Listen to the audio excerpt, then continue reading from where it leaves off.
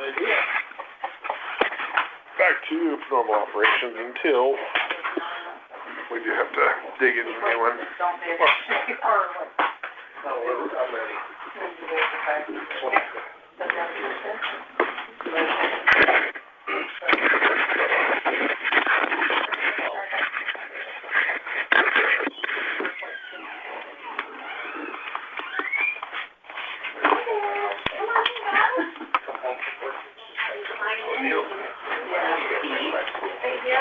Yes, please.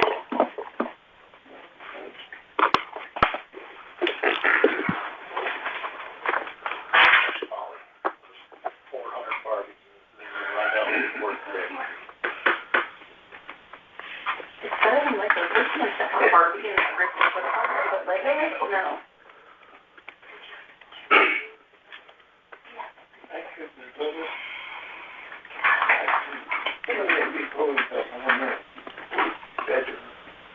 Walked in one night and pushed in and said, guys are going to die. I put my nipples on. Wait. I never seen kids smile a bit. Only just one. Every night. We were out there.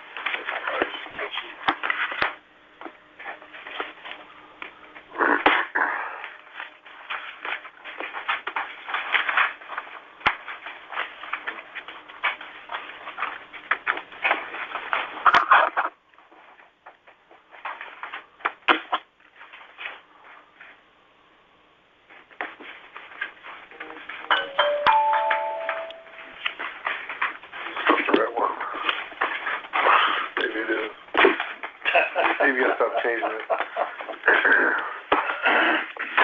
Alright. Call to order.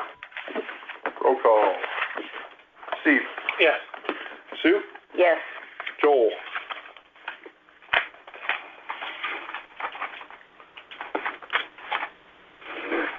Maybe later. Doug. Yes. Ken?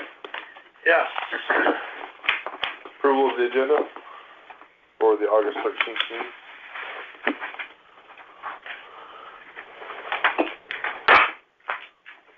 Anything we need to rearrange for anyone sitting here? Sheriff's report could be moved up. Hello. Who? Andrew, fine, that's fine. Thank you. So right towards the top. We'll get to you shortly. Sure. Do you guys have anything? Nothing? We're just open for. Okay. And open forum as well? Yes, sure. And then you are for the discussion on the safe route to school, right? Yes. Okay. So, there you go. Okay, I'd like to make a motion, we move the sheriff's report up to number 1. After number 1. Yep. 1.5.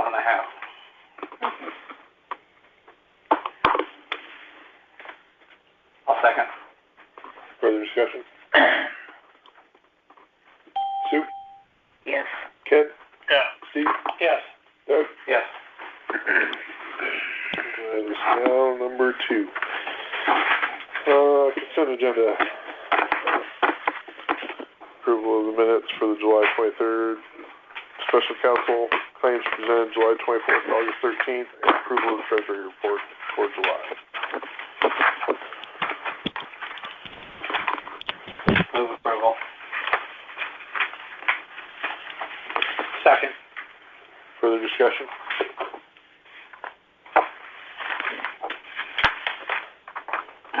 Hearing none. Sue? Yes. Ken? Yeah. Steve? Yes. Doug? Yes. Alright, on to open forum. Who's first? That's fine. I just wanted to come, Carolyn Laffey, my address is 30738 653rd Avenue, Maxwell, and I'm here as the president of Maxwell Solar Steering Committee. I want to thank the council for your support in making the Sherrill Solar such a success. We were thrilled to welcome more than 4,500 people to Maxwell over the weekend, and the feedback we heard was amazing. How friendly our town was, how much people enjoyed themselves, and even that our kids were some of the best behaved kids that the vendors had seen all year. It really speaks to our families, our schools, and the values that we have here in Maxwell. One of the big wins this year was the updated parade route. It made lining up easier, traffic smoother, and gave spectators a great view.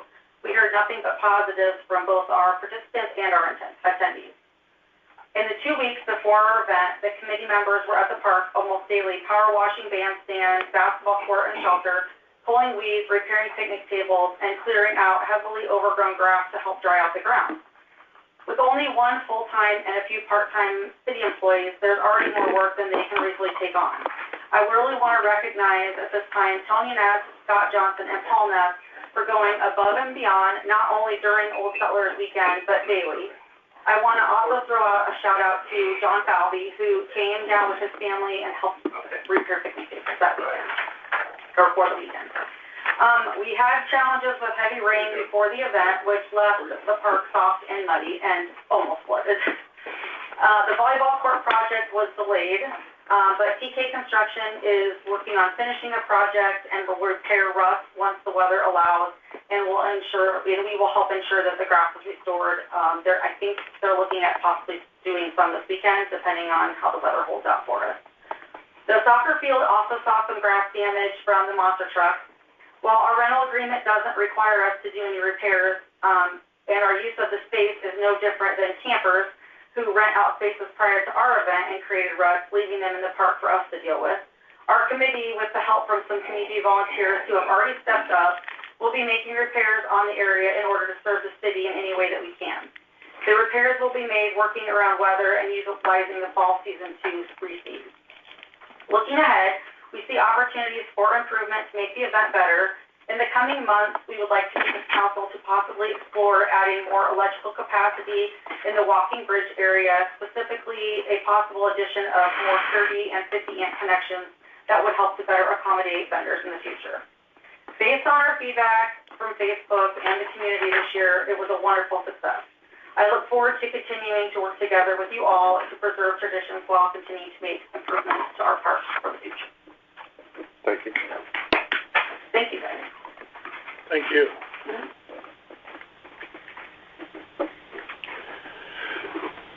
Next. I think if they're going to make, redo the rest stuff in the rodeo, ought to be responsible for the tree that got knocked over and all the rest, and the horse pee and the manure and the disc golf course. The mess down there. You're talking north of, First Street, Second Street? Yes.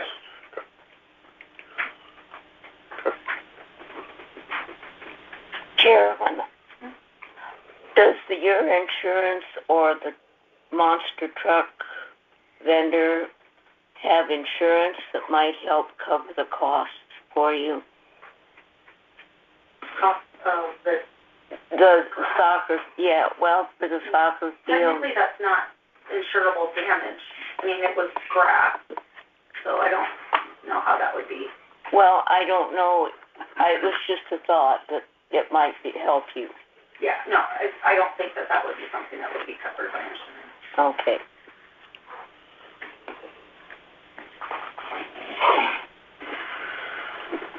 And Wendy, who's next? Jim, did you want to be on open forum? No, Oh, okay. I'm just visiting. Okay. Ken. All right. Okay, Dylan and Carissa, you're up. Mary's here. We've been in a couple times to talk with the ladies at the front. They think Would you identify yourself for the Yes. minutes, please? Yes, we are Carissa and Dylan Hansen. We live on 608 7th Street in Maxwell here. And we have, like I said, we've been in to talk to a couple people. I think we've talked with Doug and Steve, and then the two ladies at the front, about our issue with flooding on our street. We live on a dead-end street. We're aware that this has been a very crazy year with the rain. I know everywhere is kind of flooded, but our issue is just that there's nowhere for it to even remotely drain to. And it has been an issue since we've moved in, and we moved in 2021, right? November of 2021. We kind of started to see it, but it hasn't really been enough of an issue to come to the city yet. So we're dealing with really bad smells from this everything growing in it. There's a foot of water in some places. We've got 3 young kids, and they love to be outside just like any other kids, and that's where we want them to be.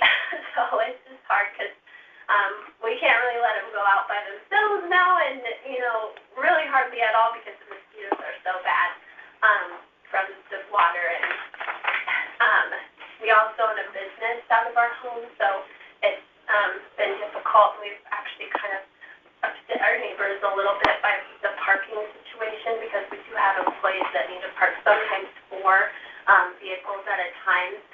We do have a driveway, which the water has started to come up our driveway now slightly, so which it does kind of go down a little bit, but then as soon as the next rain comes, we go back to where we were. During the winter time, obviously we don't have an issue with it right now, but it does freeze and then gets pretty slick, and then as soon as, we have like a, warmer day, it melts and it's a muddy mess. It is very dirty and gross, so we have to drive that up into our driveway, into our garage, and it's just not ideal. And we are just a little bit frustrated that nothing's been quite done yet. We've been in the last month, we've probably been in 4 times, I think, to talk to somebody about it, which I understand. We both understand it's busy, you guys have a lot going on, but we thought maybe if we came to a meeting, we might get somewhere, or at least, try to get some on the schedule for that, so. Just to let you know, I've already asked our city employees to review the area, looking for potential drain opportunities or issues in that area.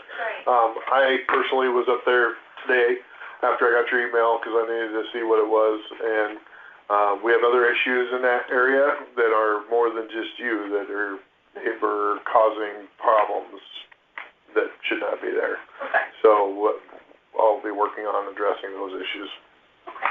Okay. That's great. Where's your address again? 608 7th Street. Thank you. The day they stopped in, I went up and took a couple pictures to what was going on. That's definitely an issue. Okay, yeah. Yeah, I saw it when I drove up that Well, way. and the problem is too, our neighbors, they get really bad water in their basement, so they've had a sump pump that's just, it's always flowing. I think every time we drive by, it's flowing out into the street, which is good for them that it's not going in. Yeah.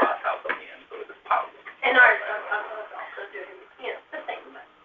Is any of this going to be helped with the new addition, with any drainage or anything, piping? No? Okay. Well, there may be less water coming from the east because they are going to have a drain tile and ditch. So some of the water that's currently flows overland from the east main would be intercepted. I think the majority is coming from the west, though. All of it, because it's all flowing downhill. It comes down that gap and all the way down. And then moving in east. the wintertime, they push all the snow, and it all melts and backs right into our driveways, and freezes and thaws and freezes. They push the snow up to Well, the it's end. a dead end road, so they push Yeah, all the snow. I live on a dead end too. I live on 6. Okay, yeah. So- So then when it thaws, it just has nowhere to go, so it backs right back up. There's not That too should much be- room from where our driveway ends to the Basically, the bank, timber the dead or end, bank, yeah. where they, Okay. Thank you. That's it.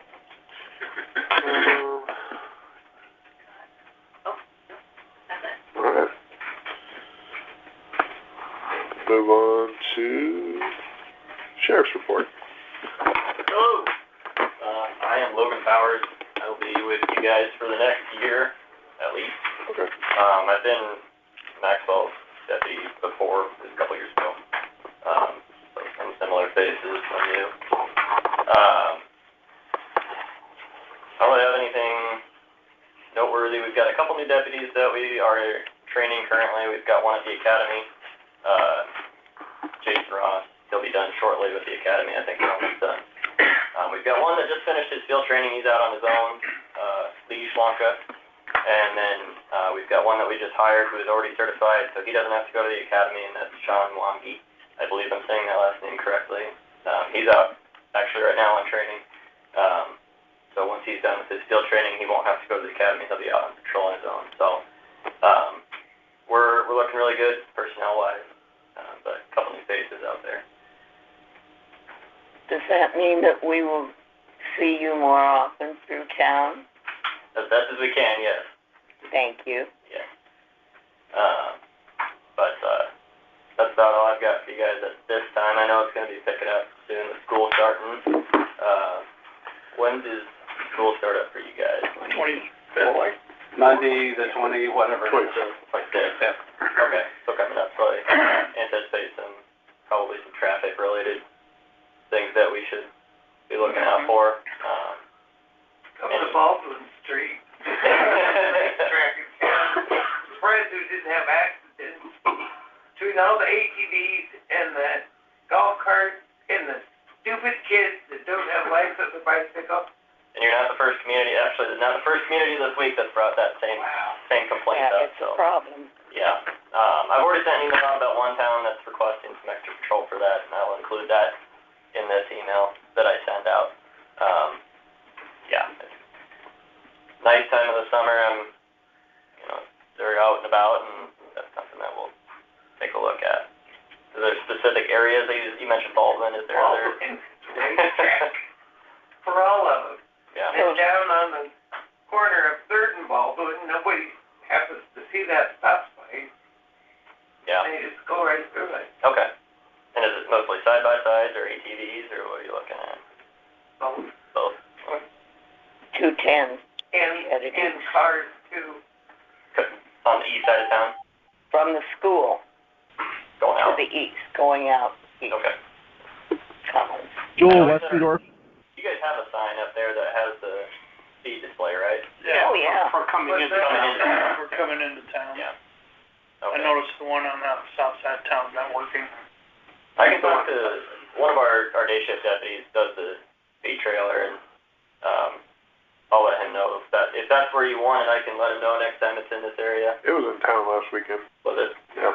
All right. However, it was sitting at the north end of Baldwin, and it was sitting right where the speed changed from 35 to 25, but it was regulated to only be 35. Oh, was it? Yes. Well, Okay. I thought that was great because as I was coming down, I was slowing down to 35.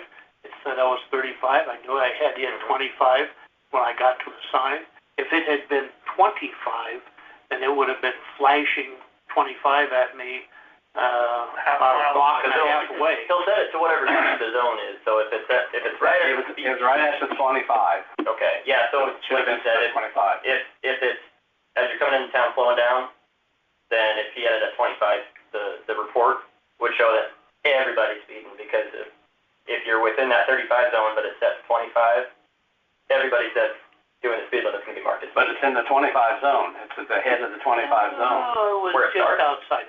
Ah. We can argue that one. Either way, I can get that report. It helps no matter what. Absolutely. I can get that report to you. It logs every car that comes through, and it shows you the percentage of speeders, and it breaks it down, and I can email it to. But if it says I'm okay at 35 right there, then it's wrong 2 feet later. So I'll talk to him. I would have no concerns about having it posted anywhere around the school. Yep. First month or so of school, anytime that's available, please. And an officer available. Now, the day is a little longer this year. It's 8 o'clock start instead of 8:10, and 3:30 dismissal instead of 3:10 like it used to be. So, Okay. a little longer day, so people need to be, your officers, 8 to 3:30 are the hours. Four days a week. Well, 5 in the beginning. 5 in the beginning, First month yeah, is and then 5 it'll days, go- and then after a month it goes to 4. I appreciated the speed thing up in Iowa Center. Me too. Yes.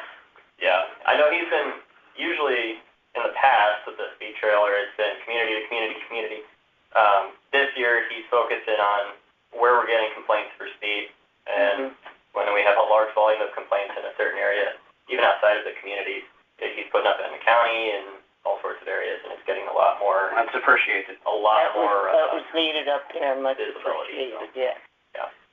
So, and it's good for us too, because then we can look and see, how many speeders that we have going through an area. If it's something that speed trailer is correcting alone, great. If it's not, then we can focus on extra patrol in that area. I left one of my cards up here, but if anybody else wants one, I have extras with my email and my name. Thank you. We have some new circle black marks around Broad Street. Maxwell. That's a really nice Broad donut. Maxwell. Yeah, Really nice donuts. so All right. keep an eye on that if you can. Those streets don't come cheap. Yeah. All right. Is there anything else I can report back? Come in. All right. Thank you. Appreciate it. Take care, guys. Thank you. Alright, on to presentation from Andrew Collings, Executive Director of Mid-Iowa Planning Alliance, on comprehensive planning proposal for the city of Maxwell. Andrew? Hello, everyone. My name is Andrew Collings. I'm the Executive Director, as you said, of Planning Alliance. Mayor, Council, thank you for having me. I have a presentation. I will go fairly quickly through it. Does not mean it's short, but I'll go fairly quickly through it. And feel free to stop me, ask questions. I try to give a background as to a lot of what I'm talking about. So feel free to stop me anytime. Yeah, any questions? Go ahead, next slide. So just a quick overview of who we are. So before I jump into that, I guess I would say I've worked in this area for a while. I have been the staff person for the Central Iowa Regional Transportation Planning Alliance, or CERTA, RTA 11.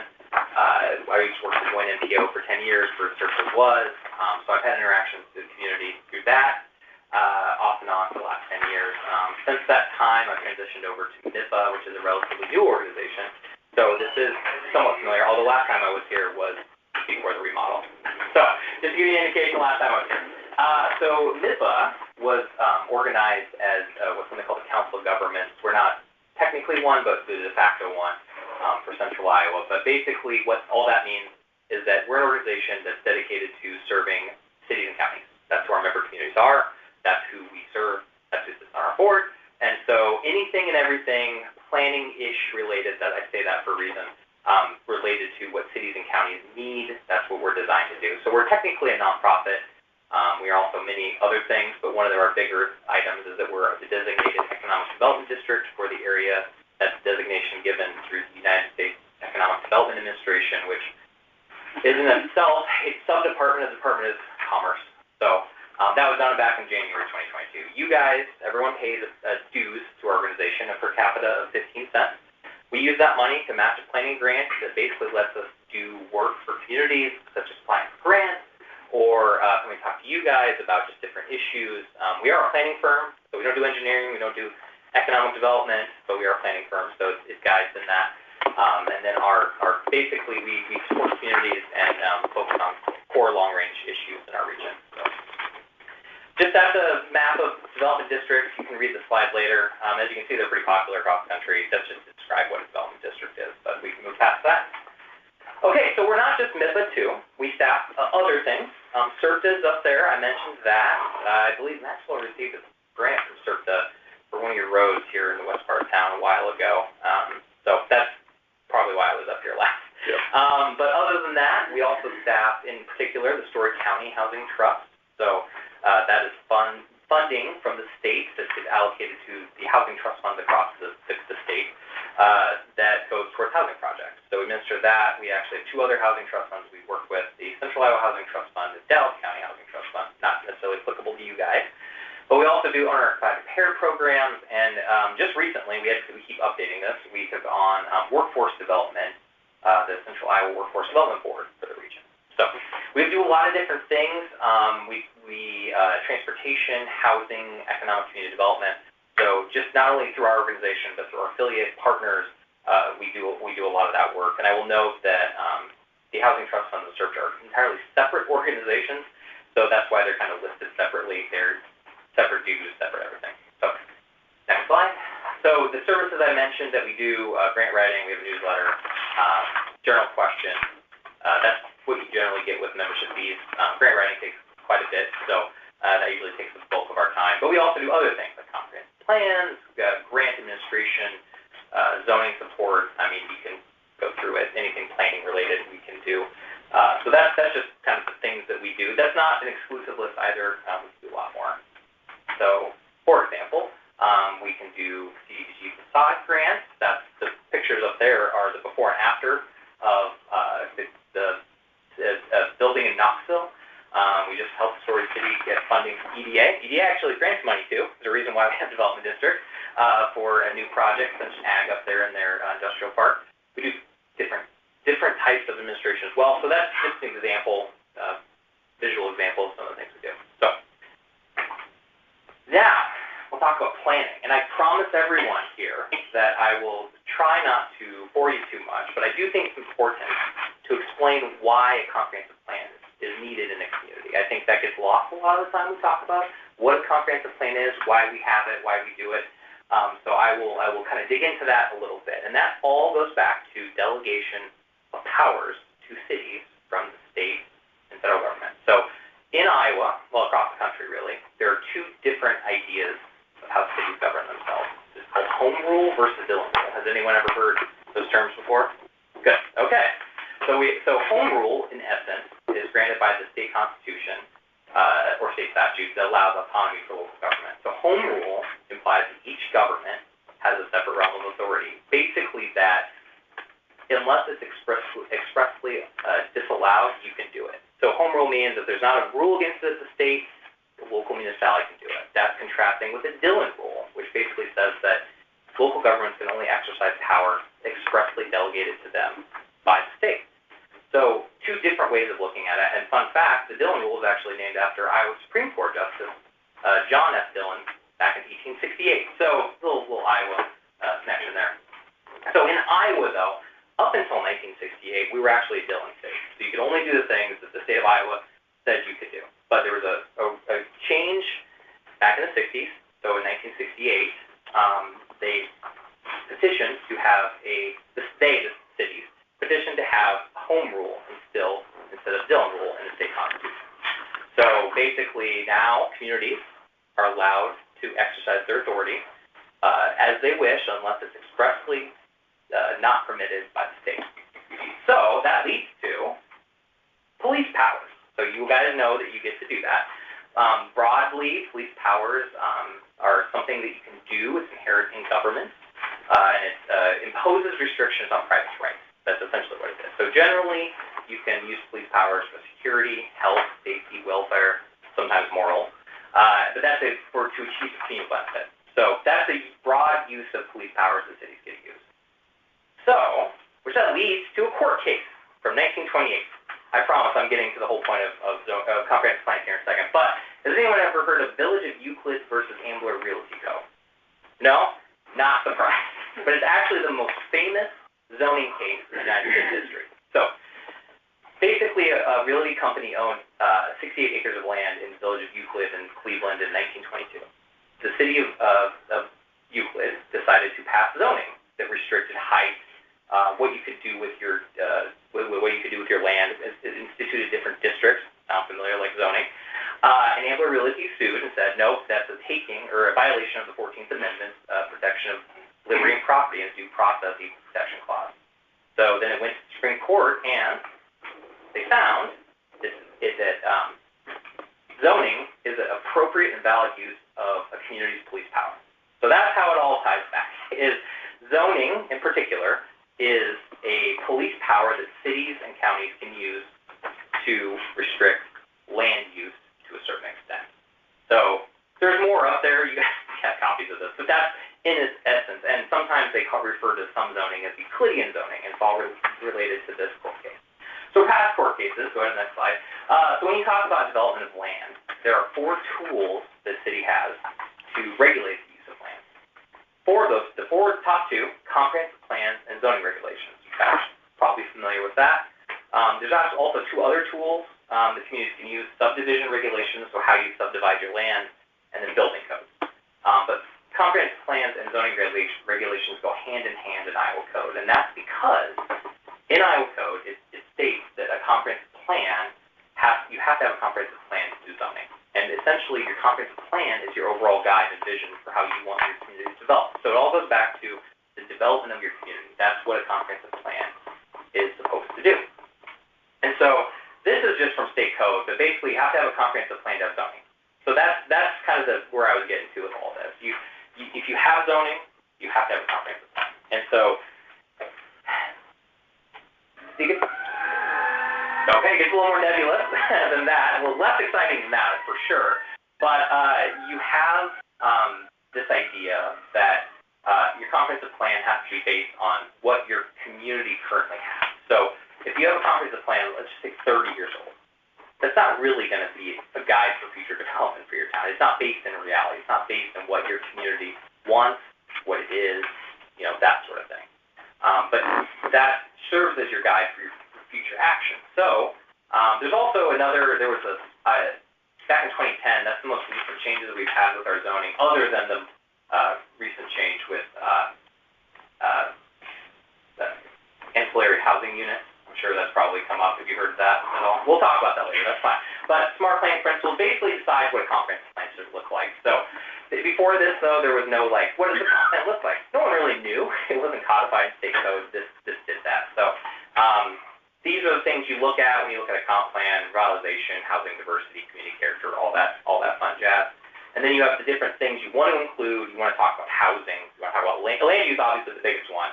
Talk about economic development, transportation. It truly is an overall guide for land use community. So I just to give examples, like public input, that's pretty much one of the most important things you do in the plan is finding out what the community wants to do, how it wants to grow, what it should look like. If you have a comprehensive plan that's not based on what your community wants, you pretty much have a wasted document. So public input is really important. Go to the next slide. Housing can look different in each community. I mean, it can be very rural. I could throw skyscrapers there, but that's not reality for Maxwell. So, each one of those is a different take on housing. Same with economic development. You have your mainstream, you have your ag, you have different, I have ISU up there just because it's nearby, but, economic development looks different in each community. So it's important to consider that. Same with ag and natural resources. Yeah, I got nothing on that. But we'll just do, so in your comprehensive plan, the two most important things you have are, one, your current land use map. So that's an example up there. Just basically tells you what's the use of land in your community right now. Like that's basic, that's what that is. Then, this, and I know this is Pleasantville, I could not find your guys, and I figured this was just as good as any, to be honest. Your future land use map is by far the most important thing you have in your comprehensive plan, because when you do zoning, when you change zones, all of your zoning, let me go back. All of your zoning has to be based on what the future land use map looks like, because zoning is the tool you use to get to the future and vision that you have for the community. So keeping a future land use map and a comp plan up to date is really important for that zoning aspect, not only legally, but also because it's good practice, and it's essentially a lot, especially for smaller communities in Iowa, like the only way you have to see how your community grows, especially on the private side. So now you go to the next slide. That's what this, I took this off the internet, so don't ask me where, but basically your core plan is your land use. I talked about that, harped on that a lot, but really, it builds itself out. Then you go to your elements, you look at transportation, you look at housing, you look at future economic development, then you get out to your implementation. And so your comp plan really spreads out and forms your zoning, your community development, your capital improvement plan. That's another one. It's not an official tool, but of anything, that's probably one of the most important things the city can do for future planning. So that's basically, in a nutshell, is it is intended to be, I keep calling it your future guide, but it really is. And it basically is your one way to analyze your community comprehensively at one time to help figure out what you should do and how you should grow. So we can skip that. So what it is not. So it is not, so this is important too, it's not your zoning ordinance. So even though they go hand in hand, your zoning ordinance is separate. So when you look at like your future land use map, right, they shouldn't be the same as your zoning quite a bit. Like it should not be like A1 here. You should say, no, we want to see low density family here. Zoning is the way you get to that, but they don't necessarily go hand in hand. Your zones should not necessarily be the same thing that you show on your future land use map. It's not a law, so comp plans are rarely codified. They're more of a guide for the city. So it's not like you do one and then all of a sudden this comp plan comes in and says you have to do all this stuff. It's a tool like anything else the council gets to use.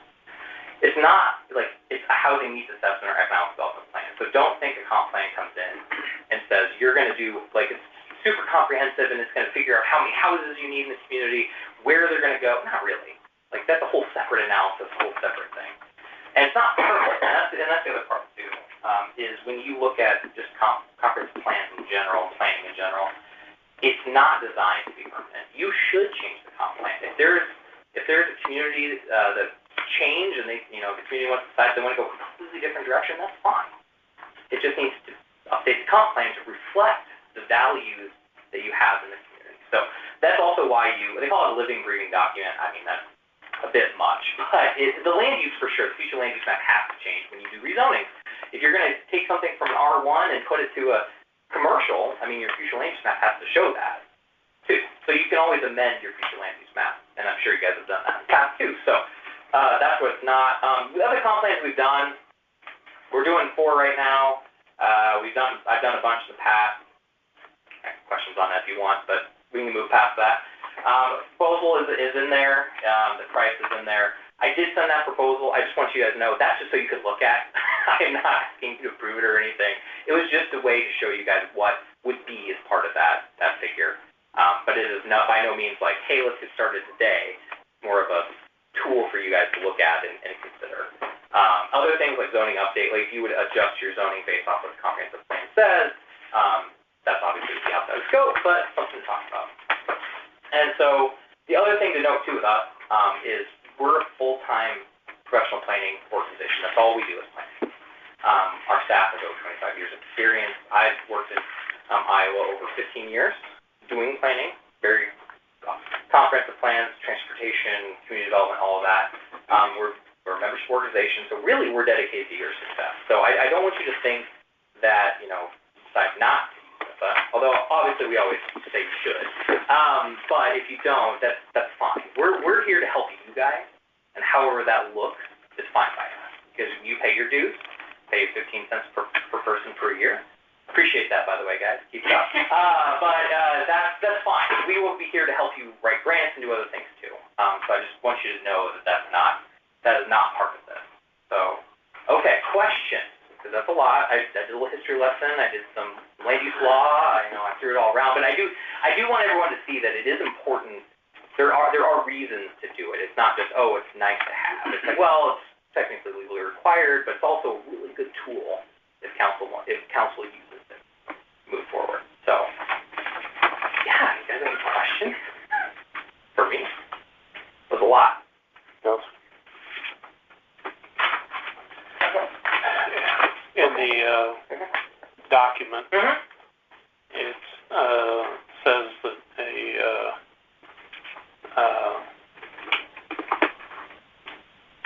one copy in electronic format would be provided, and is that a long way of just saying a PDF file? Yeah, yes. However, there's different ways we can do it. Like we can interactive maps if you guys want. That's something. Yeah, that was mentioned later. We it's just like how many paper copies does everyone really need? You know what I mean? Yeah.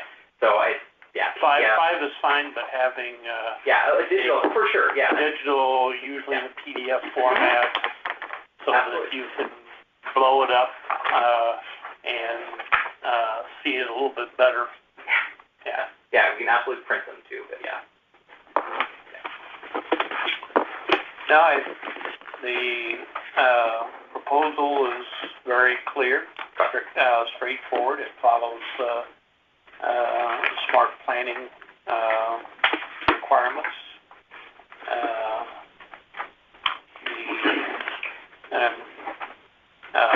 I like the fact that there's going to be an implementation section. I think that the last two comp plans, one that we did with Collins and the one before that, was really weak on implementation.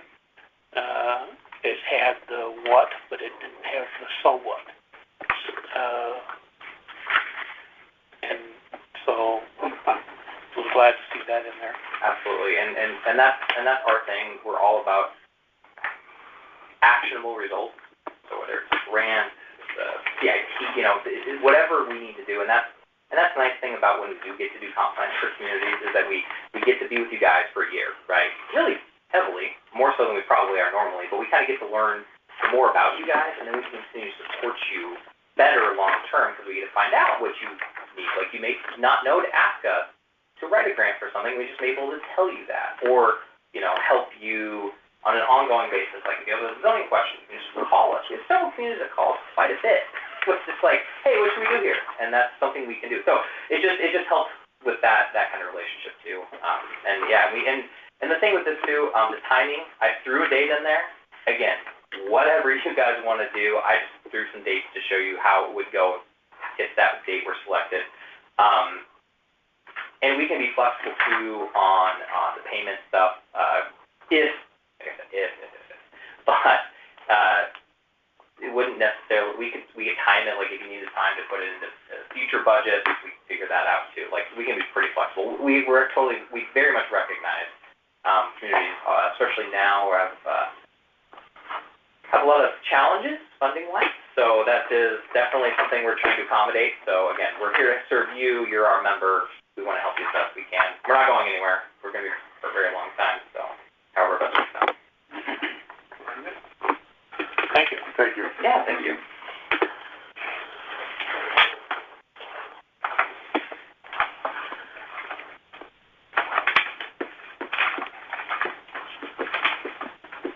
So it was not listed as an actionable item tonight, so If I need to come back, I'm happy to do it. council review, and if you would like to have in return, we will ask him back, but we can add it to the agenda for next month for review.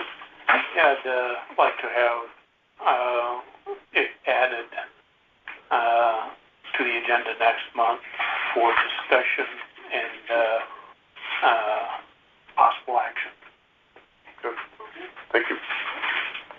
Thank you. In 2009, we did the project with the school in Collins, and we had a professor at Iowa State do it. Are we going to check with Iowa State to see if they're available? Again, it was Dr. Bradbury, Susan Bradbury, that was the motivator and the person that did the work at that time.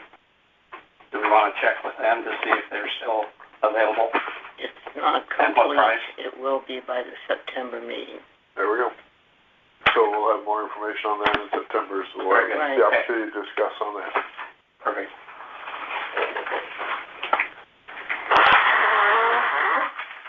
Excuse me. On to discussion and possible action on Rock Creek Ridge Development Safe Route to School. So I had a meeting with several members of the community who live on 6th Street, who had presented their concerns in regards to connecting a sidewalk off of the end of 6th Street up to the Rock Creek Ridge Estate.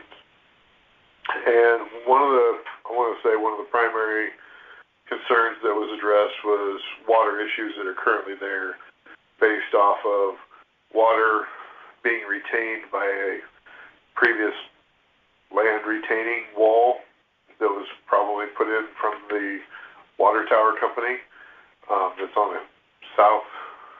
the southwest corner of the water tower park area, as well as water that runs from that area along those end properties on 6th Street down along the edge of senior housing towards 210. So that was the primary concern.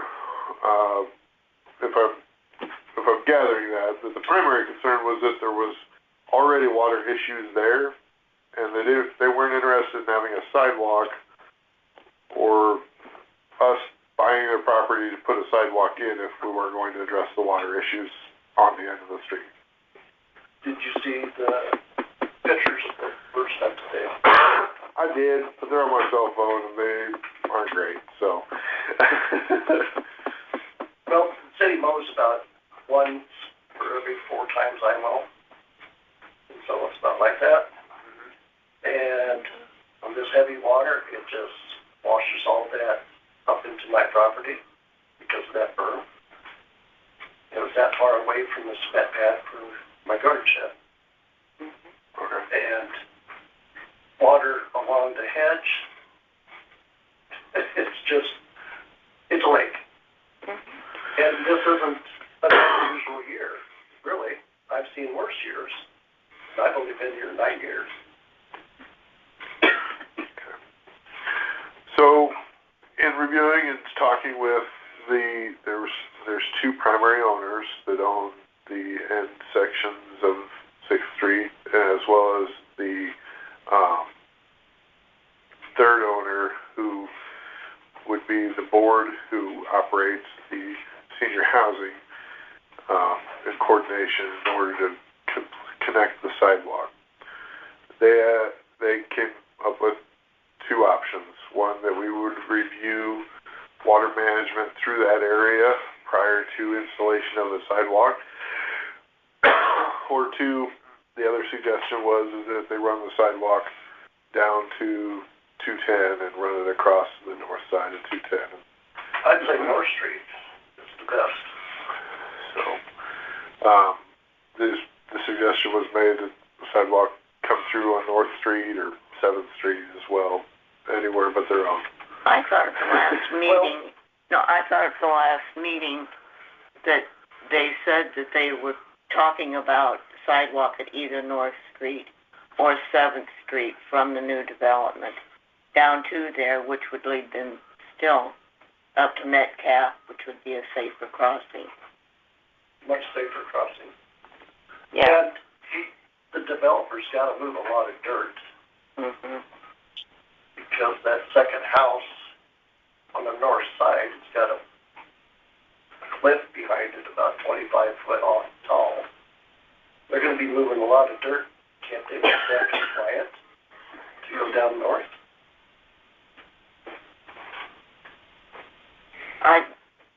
I mean, that's what I heard them say toward the end of the meeting, that they were going to put the sidewalk down from the development to 7th or North Somebody Street. discussed that. That wasn't in the, you guys have already approved the final plans for the Rock Creek development.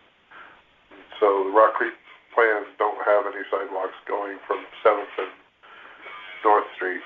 Well, I know they mentioned it. That's something that maybe There was check with talk them. about it last time, yes. Somebody talked about adding stairs. Yeah. Wouldn't it be less sidewalk if they went north? Would be safer. Going down by the water tower, I can see destruction of things, of property along there. Not for the little kids, but the older kids, I can see some problems with the water tower. Problem I see, and this is my first thought about North Street, is that we'll be asking kids and people to walk north to end up going south. No, they would walk west on North Street. But if I'm one of the new Walk houses, to, and then down Metcalf, which Metcalf. walk Metcalf Hill. Yeah. Instead of walking through a swamp or a marsh. I mean, 7th Street, they're going to end up with the same thing, with what you were talking about earlier. behind the garden shed and stuff. Yeah. So that would be a problem there on 7th. So North Street would be the logical. I was just wondering how much money it's going to cost to do the water mitigation. That's what we're here to ask the council to determine whether or not they want to consider a engineering study for the water management behind 6th Street, or if they want to consider another alternative route for the sidewalk. I thought we already asked for the water management on 6th Street, a scope of work. You did, and I owe it to you, because I've been out the last 4 weeks, so I'm not going to speak, but you did ask for it, so we've got one coming to you. I was just wondering, anybody has seen the lake? I have pictures of it. So do I. And What was your address again? 625 6th Street, Thank you. last house on the left. Okay. And there has been at least 3 times in the last 9 years that water has run over the berm, and it's looked like a raging river by the senior housing, between the senior housing and Allen's. And then when you have to work on the water tower, you have to drain the water tower, and it's a lake again. So, to me, it doesn't make sense. It's not just because it's my property, but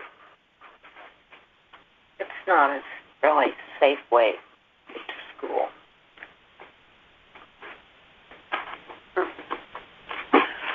Thank you.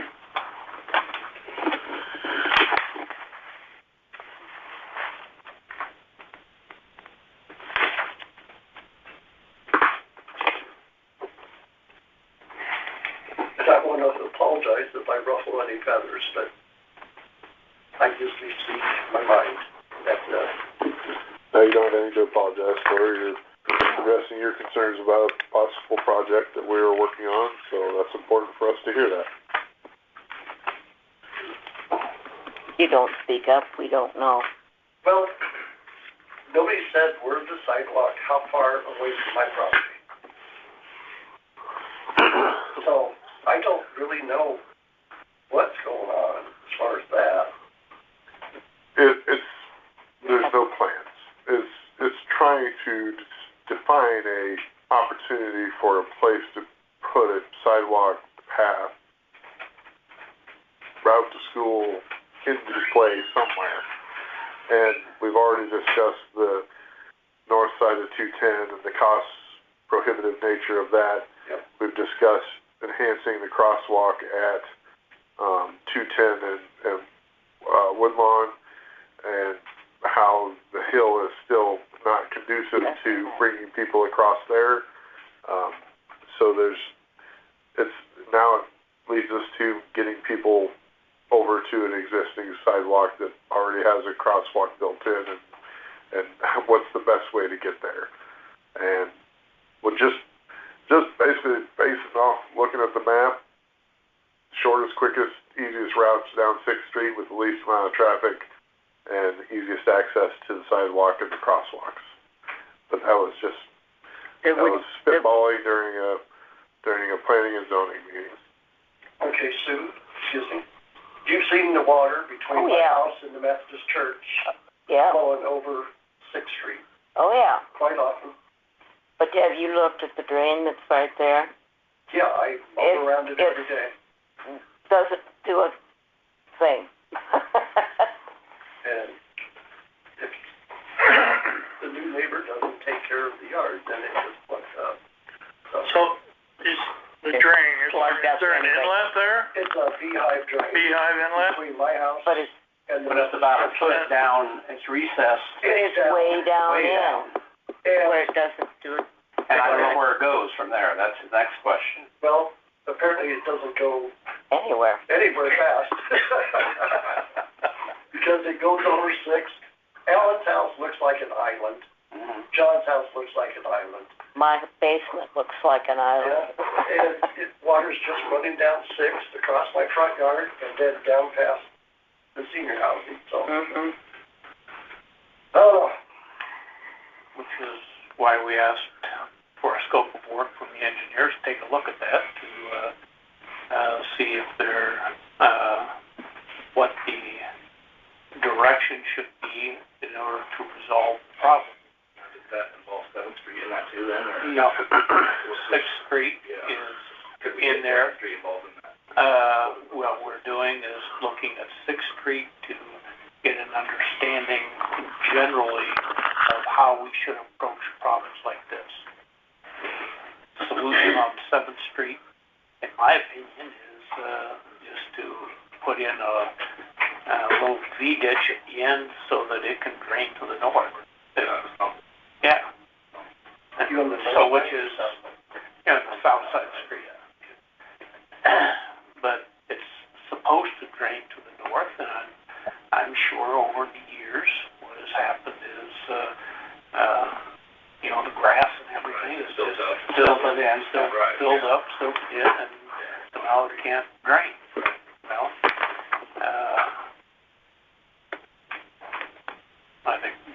I'm sure we will take a look at that, and just a little V-ditch may resolve the issue temporarily to a point where you're not living in a mosquito haven. 6th Street is a little bit different because the houses were put in and built, and there were some drains in there. There's one on the east side of your house, there's one on the west side of your house. Where's the drain on the what? Oh, east side. Yeah. Right about there. There's a drain on the east side of my house? Yep.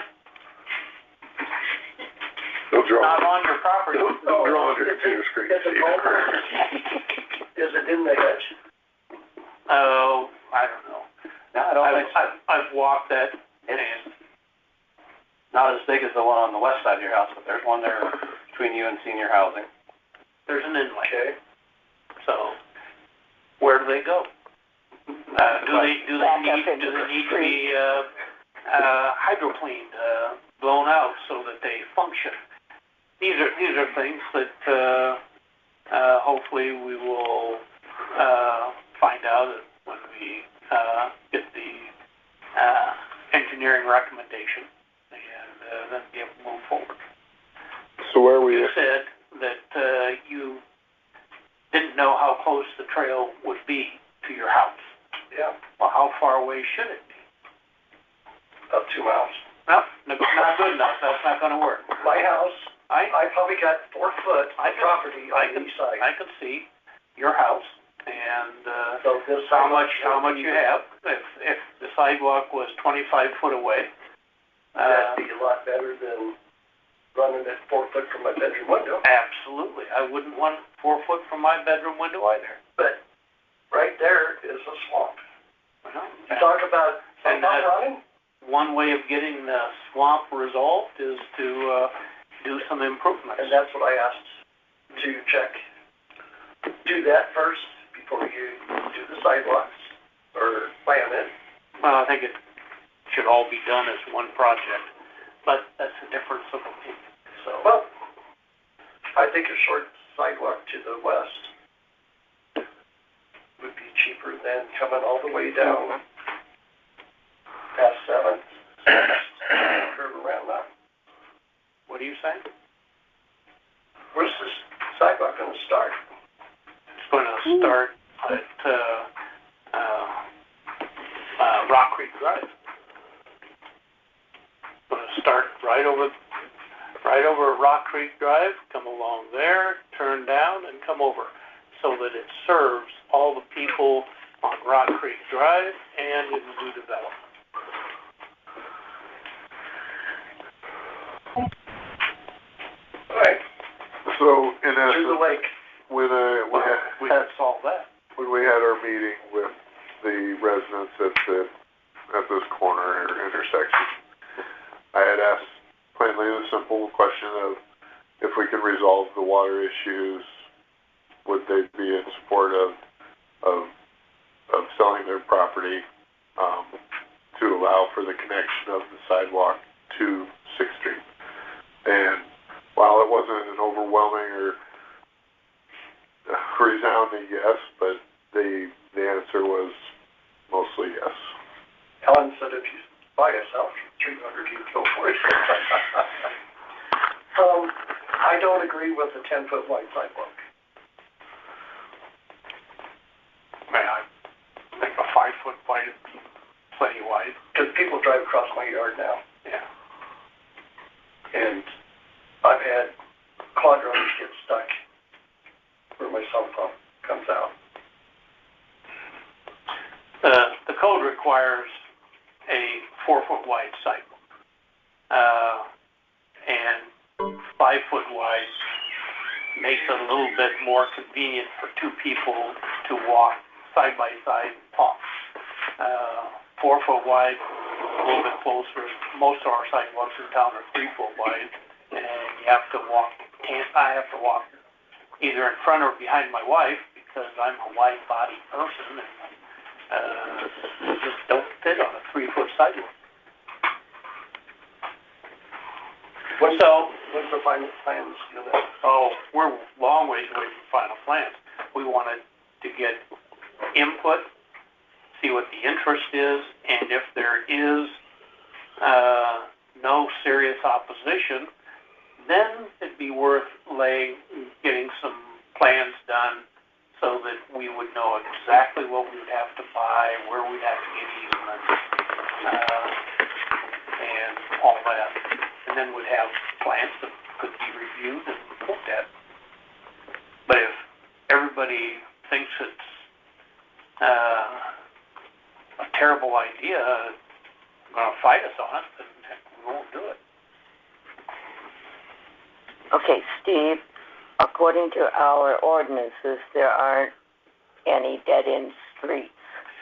and we need a turnaround. If we have a turnaround at the end. That's an absolute false statement. The ordinance says you cannot plat, a new plat with dead-end streets. That's not what it said because I read it today. And, well, you're wrong. No, I'm not. Anyway, the dead-end street, you have to have a turnaround, is according to the ordinance that I read today. That's my driveway. Well, that's just it, and avoid having that happen going into personal driveway. There needs to be a turnaround, because we discussed this when we discussed the alley that's closed off between 7th and North. I doubt he wants to sell his house to add the 160-foot turnaround cul-de-sac at the end of 6th Street, because his house will be gone.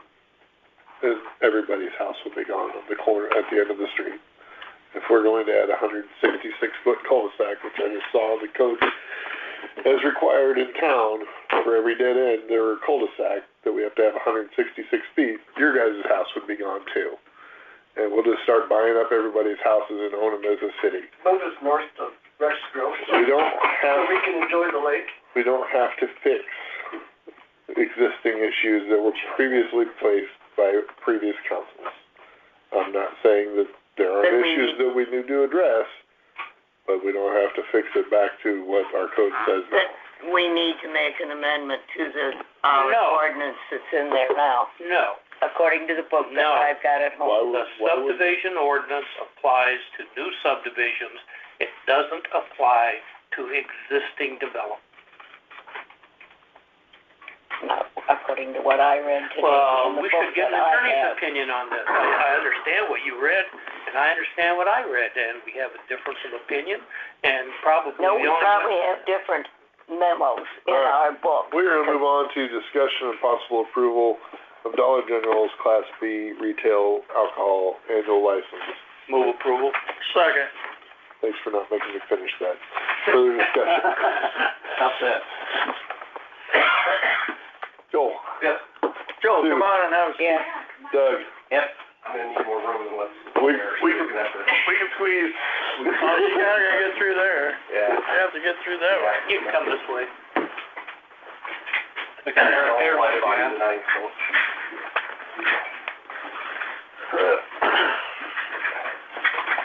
Always make room for a guy with a gun. Alright, so, you two, Sue, Yes, what? we're voting Liquor on, not uniform. we're voting on the liquor permit. Still certified. On Liquor permit. Dollar General. Dollar Party General. wine, No, Dollar General. We did Dollar General, didn't we just do it? We're voting on it. Voting on Dollar General, yes, I haven't gotten to this yet. Ken Yes. and Steve. Yes. I don't think I voted yes. Okay. Did you want to? Yes. Okay. Was that your vote, yes? Yes. Okay. I'm a yes man. Do I need to finish the Cloud Wine and Lucky Wife Wine Move approval. slushies? Second. Any I'd like- discussion? I'd like to know the dates. I don't see, is this for the last couple of the last couple dates of the Market in the Park? September 12th to the 17th. It's for the 914 market, and then Dollar General's was their annual. Okay, should that date be on here somewhere? 12th to the 17th. 12th to the 17th. 14th falls On page 16. I forget about the page numbers. Okay. No, that's the insurance. Yeah. That's the insurance. That's not the date that it's gonna be. Oh, the lease agreement. It's for a five-day term Right here on on the page agenda. 15. It says 914. So this is the only one, it's only for the 14th, it's not for the 28th. No. Okay.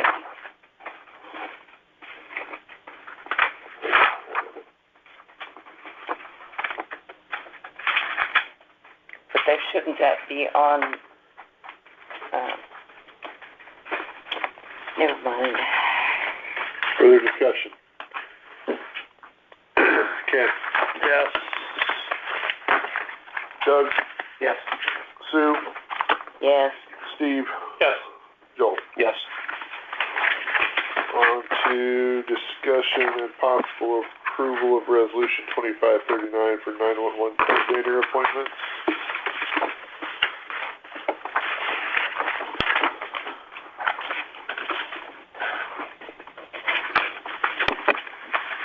Do we have anybody that we are,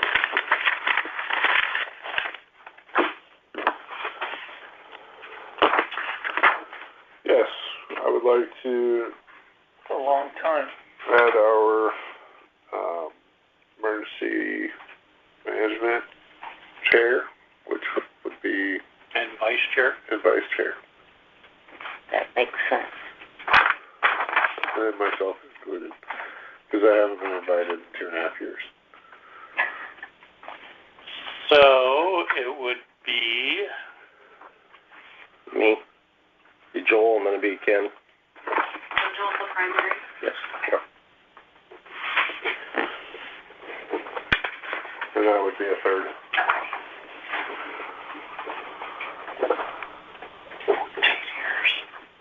I move those three be listed.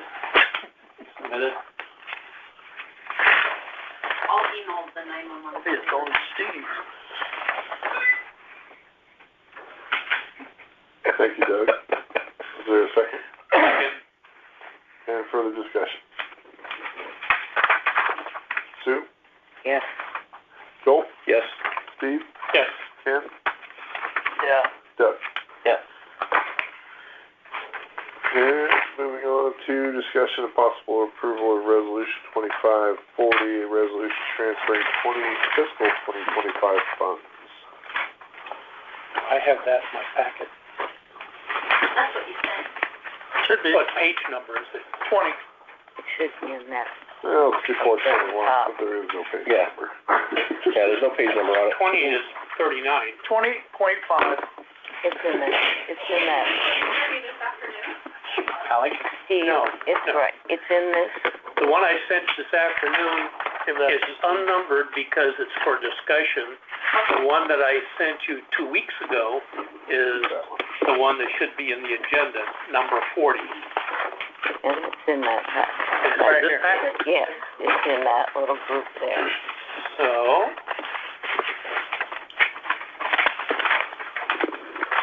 pictures, I think, No, there's nothing in the packet. no, I don't have anything in that packet. That's where mine came from. No, not that one. That's not 40, that's, But that's where that one came from, is from right there.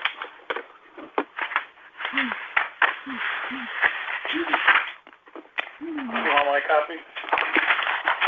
I have a resolution in front of me that looks like that I sent this afternoon, which is not Okay. 40. 40 was to handle fiscal year 25. is that available still? Should have been in our original meeting. I can check. I don't think we acted on it the last meeting. No. Oh, Did we?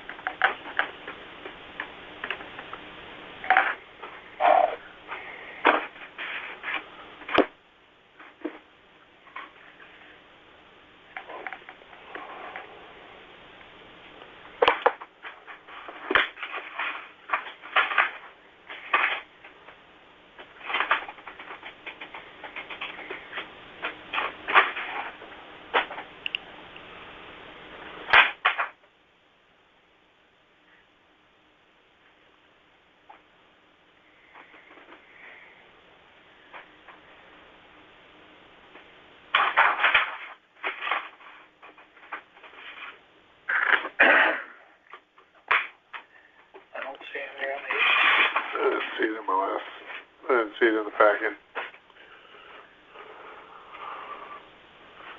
Would have been the,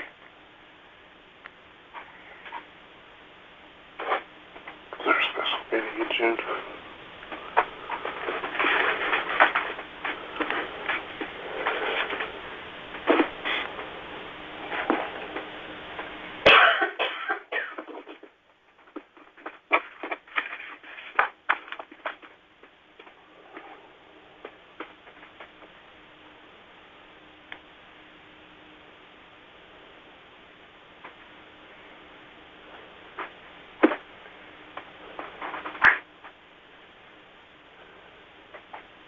Yeah, the email I sent you today was that we already had 2025-40 on the agenda to straighten out transfers for fiscal year 25.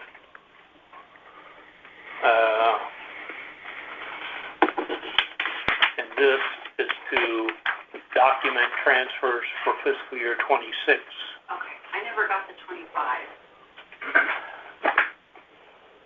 Well, and I don't see that I sent it to you. Okay, no problem.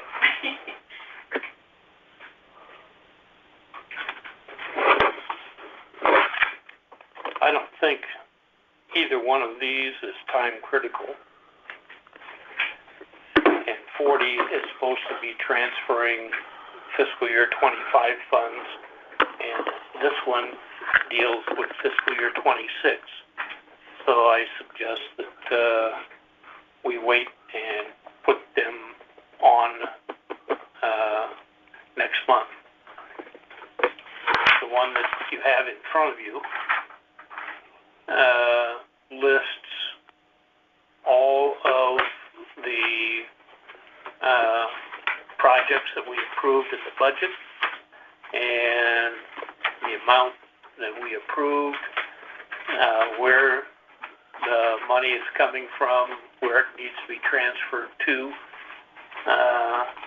And so this was all approved in the budget. Now, Wendy needs to know when to do it and how much.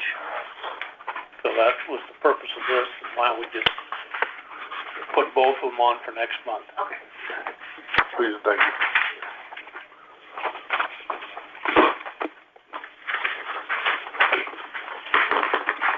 Moving on to discussion and possible action regarding the accessibility and walkability at city sidewalks.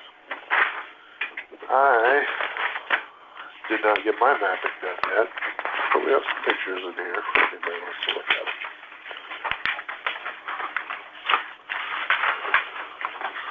These your pictures, Steve? I think these are the ones that I sent you a month ago. Yes.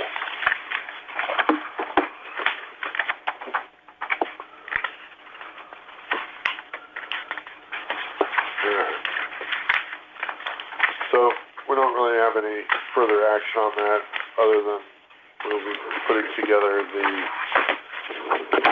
maps like this with locations of where the specific sidewalk injuries are. When I say injuries, it's the end of the sidewalk.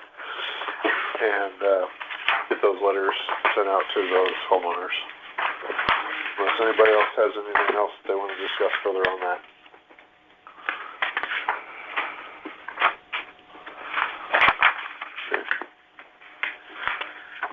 Discussion and possible approval of reappointment of current members to the Parks and Open Spaces and Planning and Zoning Commission Board of Adjustments.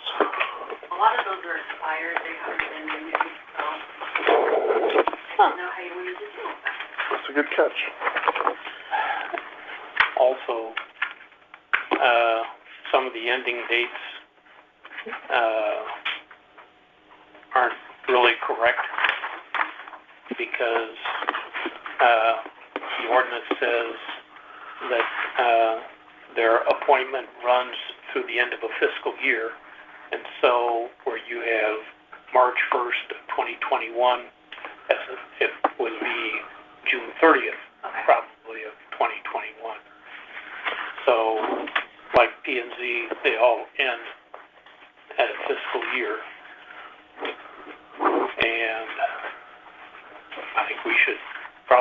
next meeting, the,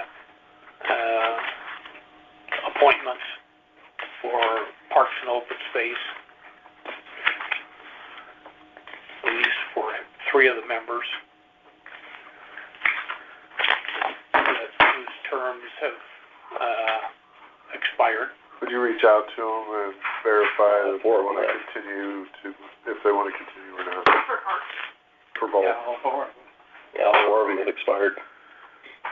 There's 3 on. Well, I think that the one that says, January 3rd of 2025 probably should say, yeah, you're right. It would have been June 30th, and that's expired. Yeah. So everybody on Parks and Open Spaces and everybody but Rex on Planning and Zoning. Thank you. And then add those to the meeting. Thank you. Discussion of possible action on the ordinance regarding campers.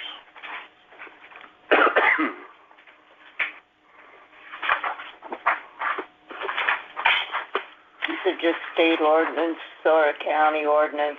And then I went, like Nevada, Marshalltown, Colo, Huxley, they all have ordinance, no living in campers, no living in campers, no living in campers.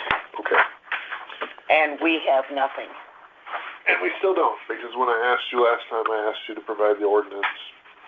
And I provided the information. I do not have internet. I do not have a typewriter. I have no way of doing that. You can write up a physical ordinance, or you can speak with any one of the other members of the council who would be willing to assist you. I will further ask, because I've asked and we've gone over it, but I was not aware that I was to write up an ordinance. If you want the law changes. Did you, get the copy of the ordinances that, we did many years ago? I sent them to you by email. If you don't have internet, then you probably didn't get them, right? On my phone is the only way. Well, I'm willing to, print those up so you can review them. Is it in the Code of Ordinance book? Well, it's in the format of an ordinance. It's not in our Code of Ordinance. Is this from when this was tried way back when? Yeah. That information would be helpful. Okay. I'll print out some copies for you. I've got the information. I just don't have a way to write up an ordinance, because I've never done anything like that before on my own. Okay. On to discussion of possible action, Parks recommendation to get estimate for repairs to the soccer field south of the city park.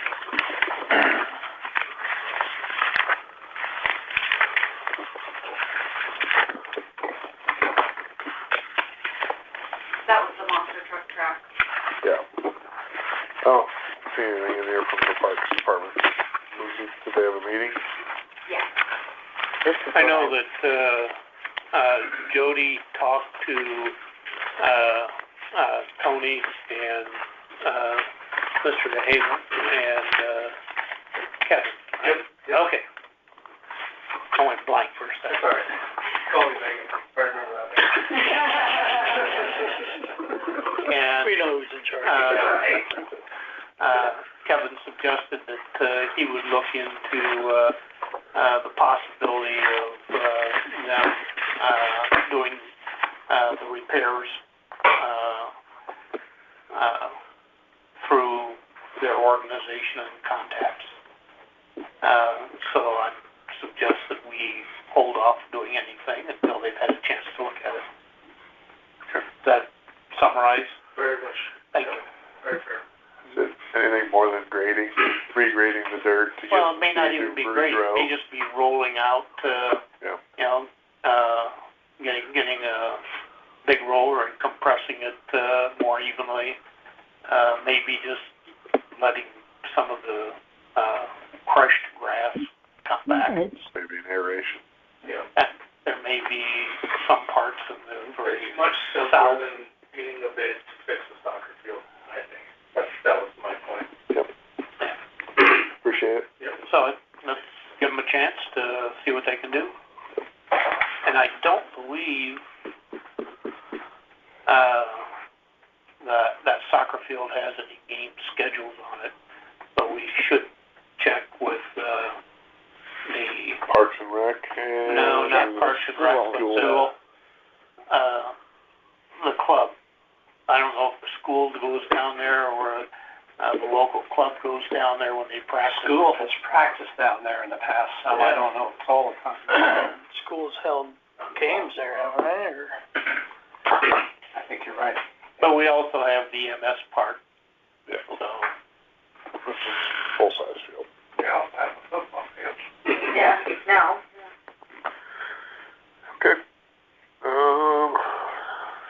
Right along. Discussion and action, possible action on Snyder's cost opinion for updated street designation map with the addition of Rock Creek Ridge Estate. Cost estimate for map of streets, names, and classifications. Thank you, guys. Thanks, guys. And what page is that?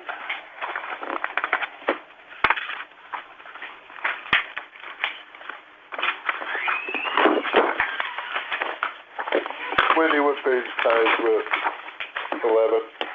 Right now. Thank you.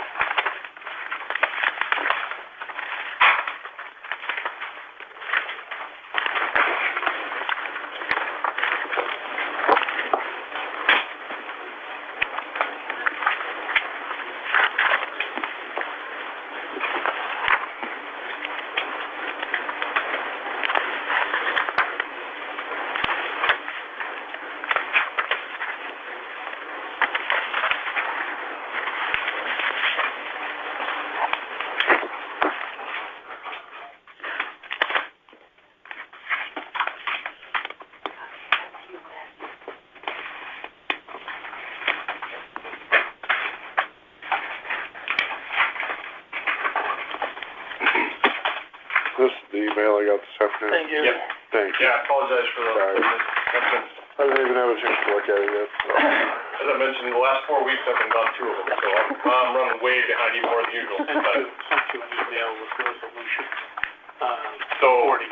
this is based on the P&Z's, request recommendation for a street designation map to aid in their, reviews and things. So, obviously it's flexible what you guys need. It's pretty minor, scope, there's not a lot there. So I've got the basic description there, to generate the classifications, and an exhibit that shows those classifications, and you guys can use for down the road, along with the files that you can either get to, Silversmith to get into their thing if you want it, or just use, on your end. So, you know, it's a minor enough thing that we could just run it under our, services that we do for you, but at least you have an idea there, for what the level of effort it would take to get that done.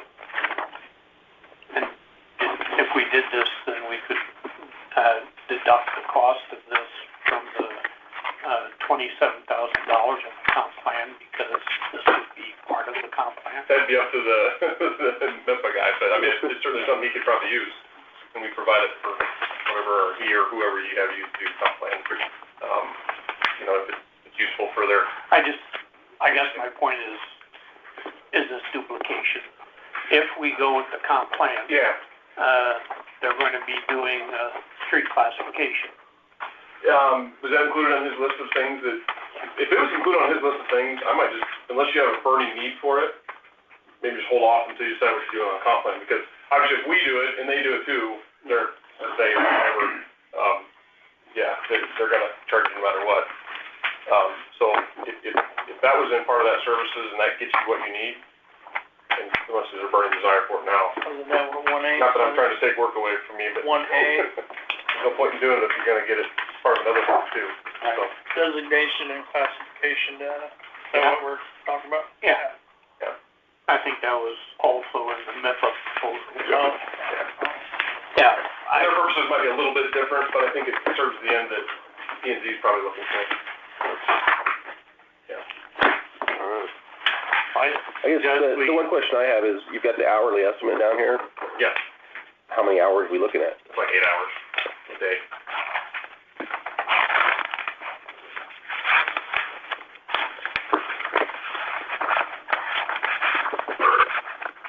I recommend we defer till we make a decision on Take it in your conflict. back pocket if you need it later.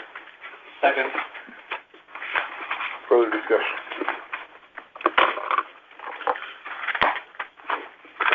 Ken, Yeah, we're voting on deferring. I'm deferring, yeah. Sue, Yes. Steve, Yes. Ken, sorry, Joel. Yes. Again. Doug. Yeah. Just making sure you're awake. You guys vote twice, I don't get to vote at all. Yeah. Alright. Discussion and possible action on Indian Creek access point. Oh, I'm so glad you sent that to me. Cause I forgot all about it. Yeah. That's why I do those things. Story County, Conservation reached out to me when they were so thoroughly excited with how well we did at our bike ride extravaganza welcoming committee this last weekend, that they had interest and proposed interest of tying in a creek access point off of city property to the Indian Creek to continue to make continuity of services available to our residents. And they said they got a lot of money to throw at it. Stand for it, I'm all ears. So, basically what I was looking for is just whether or not the council would be interested in me going after some of those funds to bring creek access points. And then my primary first thought process on this is where.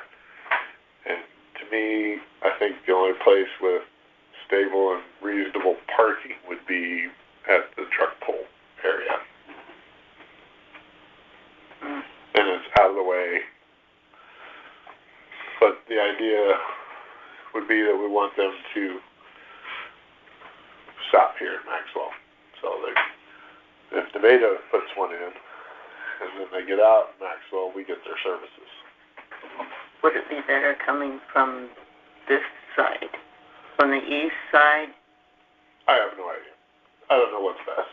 Because know. it'd still be Up there parking. by the bridge, the general area. Yeah. I was thinking somewhere in the bridge because it keeps them in town, brings them Yeah. right into the golf course. They're in the city park. There's reasonable parking space out at the truck pulls. There's reasonable parking space in the city park, but there's no indication of parking areas in the city park where there's nothing going on in the truck pulls wasted area for all but 2 days a year. So. Isn't there a low spot there, though, that could be taken care of with standing water in it on a regular basis on the east side of it? But if you went that route going down to it.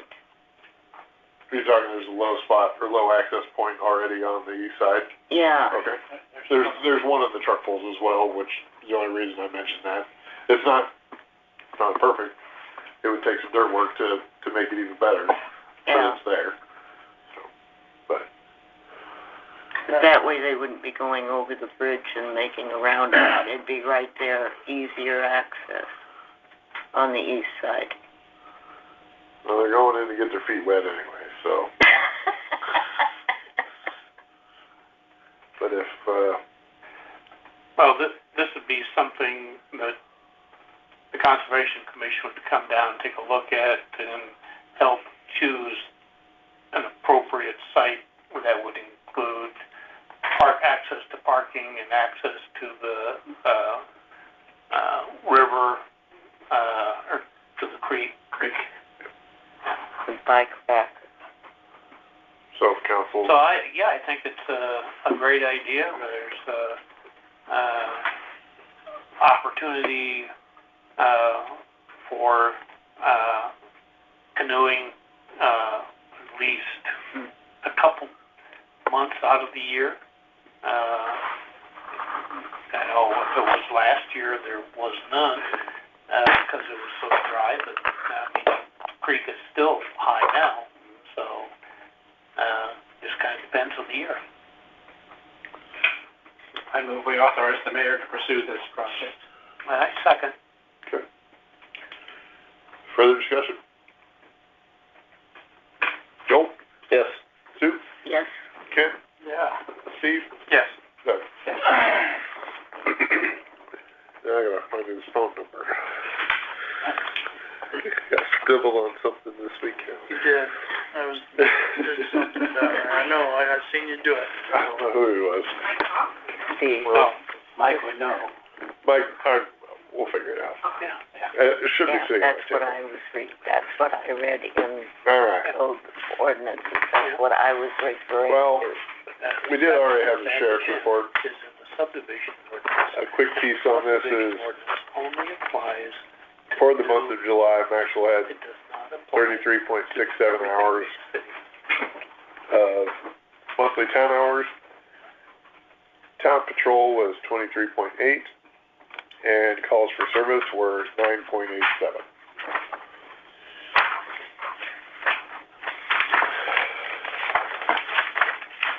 Does he get the speed data from the, They should get it to us, but it was in town last week. I don't know if you caught that part. Yeah, okay, yeah. I don't know who we have in contact, but the one on the south side doesn't work. So I'm working on that. I've been aware of it, trying to find, I lost a phone contact, and that was how they reached out and told me that we got the grant for those, so they are ours. We are responsible for it, but I gotta figure out. Brian Whaley, I talked to him at the DOT, and he said other cities that have the grant are having the same problem. And so I told him what the issue was, and he's gonna get back to us, how to fix it, if there's a warranty, all that. Perfect. So, working on it.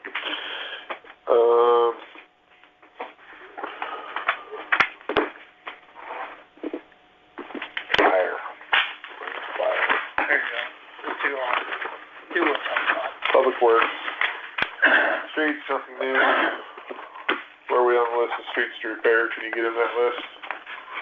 That was that contract that we signed that we scratched the pieces. Yeah, I sure can. Water pumped 1.8 million gallons, sold 1.3. Still seems like an awful lot of water. Because now we're tracking, Wes, we're tracking all of our city uses too, so. So is that included in the zone? Yeah. Okay. So I don't, that's a $500,000 So gallon. $500,000 gallons loss, it's not city use. Yeah. Because now we don't have that as a factor anymore, because now we're tracking all of them. So you've got meters on all your city bulk spills and. Yep. Well, All library. bulk fill, I don't know. Okay. I don't know if that ever got taken care of. Okay. I didn't get any bulk fill requests. Now I know we've got some hydrants that are leaking. That's usually where it comes from. Yeah. Probably the biggest piece. Okay. Should we get a hold of Riley for the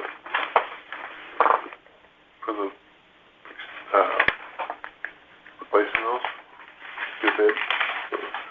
No, I got the bid from Matthew White. We should get a bid from Riley. They didn't hurt us, they didn't treat us bad on our fire extinguishers that we installed on Baldwin. So, that wasn't a bad price, because we added one. So I was well aware of the cost. Okay. You can ask them about 408 Broad Street. There's a couple of nice potholes right there. South of the museum. Okay. And the old car dealership there, right in the middle of the road. You'll see it. Okay. You'll hit them. Yeah, it's getting worse too. Sewer, we pumped 8.1 million. That's a little high, but also had 10 inches of rain. Parks, if we're going after, I think we already addressed that. The sewer, we bought a bunch of Tiger Wise, those joints, or did we buy them, or where are we on that? We are still in the process. waiting for the city guys to do something with it. What was your question? The Tiger Wise for The the Tiger sewer. Wise, Tiger Wise. which should take care of some of this influx, maybe. Maybe, yeah. Maybe. That was a lot. And 8 million, good golly. 7 times what we, 7 times back there. Not great. But yes, we know we have service connection infiltration issues, so. North Park had a new tree knocked over and the heavy trucks and trailers are leaving ruts.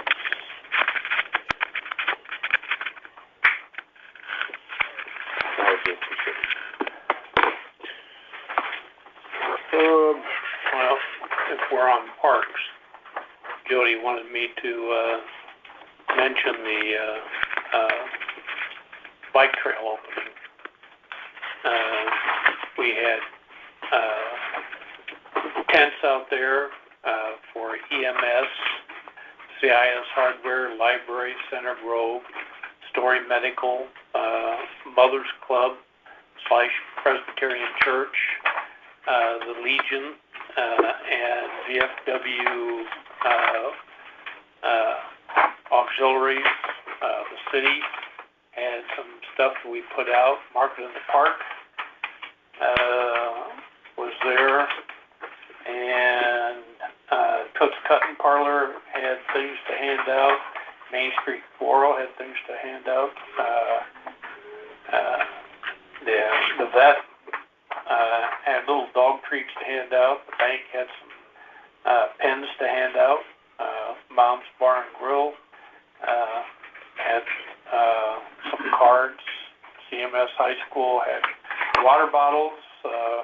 Rodeo had a flyer, and Golly's Locker had meat sticks that everybody loved. So Maxwell was voted the best stop on the trip because we really feted the bike riders, and they appreciated it. They've been riding hard to stay ahead of the rain, and they only had 6 miles left to go when they got here, and so they took a little rest, relaxation. We had a air pump down there, so pumped up a few tires, and they thought that the service was great. We had a chance to point out the various attractions in town, and about 1 o'clock in the afternoon, after I was picking everything up, there were still probably about 30 bikes down at the EMS pop-up, and another 30 bikes up at Mom's. So some people came back and spent more of the afternoon here. So it's very successful. Thanks, Steve. Fire, we had 2 calls, 14 people, no accidents, no injuries, no special events, nothing the city is needed for. Fire meeting. Need to cycle radios, check lights, drive trucks if needed. Haven't had many calls this summer. That's good. Yes, plenty of rain, so. Iowa Fire Service Training Bureau will be having a training class coming up soon. Clerk's report. Candidate filings for mayor and city council opens August 25th. Submitted outstanding obligation report to state treasurers. Submitted quarterly unemployment report to workforce development.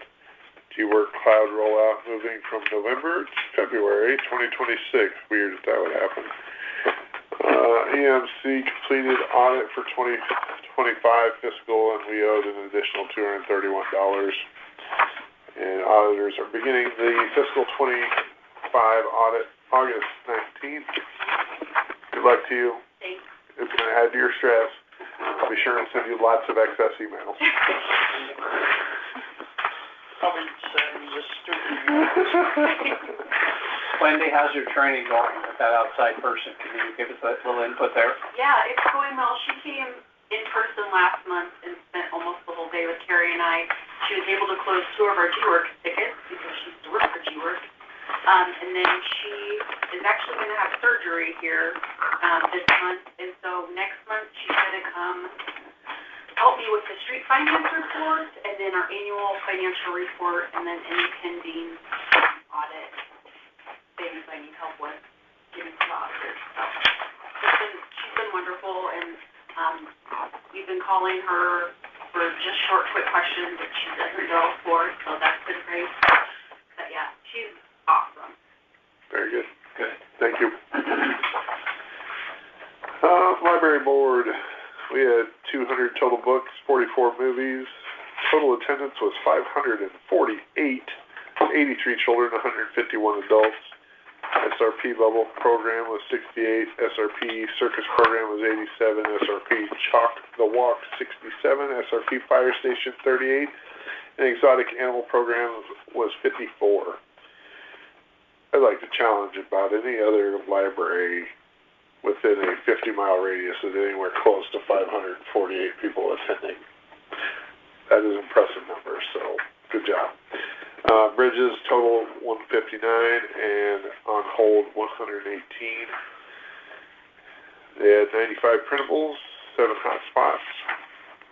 Open hours 91 of 91, 11 adult computer use, and 40 children. Current events, seeking repairs for building with the city. August 9th, bike trail event. They had a tent set up down there as well. Summer reading bingo ending. And upcoming wedding books. How about weeding? I read weeding books. Continued policy reviews. Discussion of what the library will look like with the new school schedule. And the library board met on the 17th.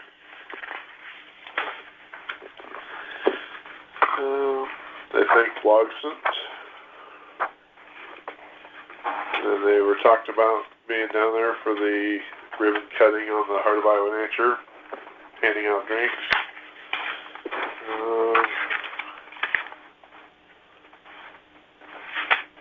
Talked about a grant for handicap accessibility.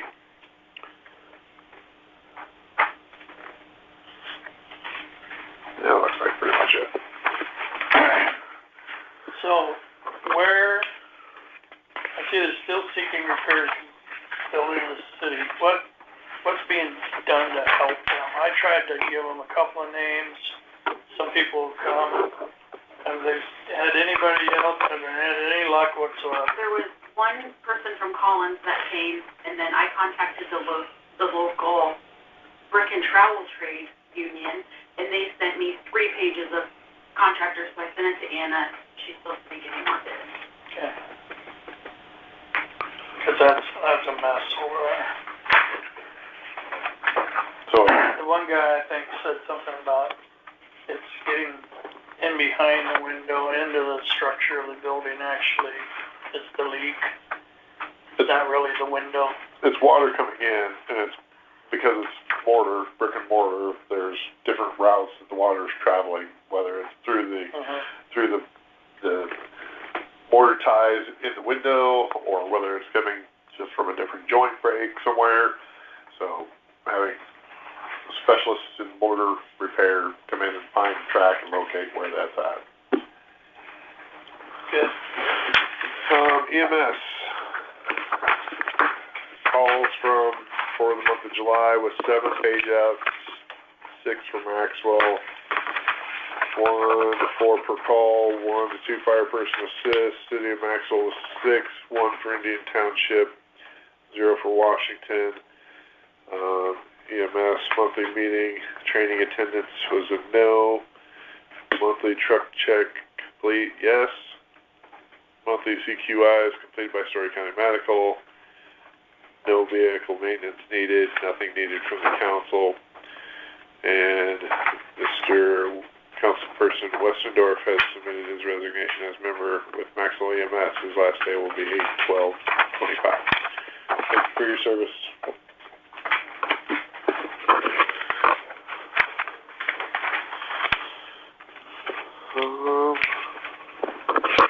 Fire, library, public works, city. Okay. Parks, trees.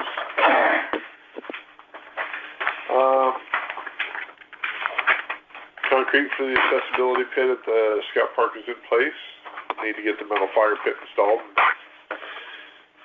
Eagle Scout flag retirement pit near Freedom Rock is awaiting the concrete.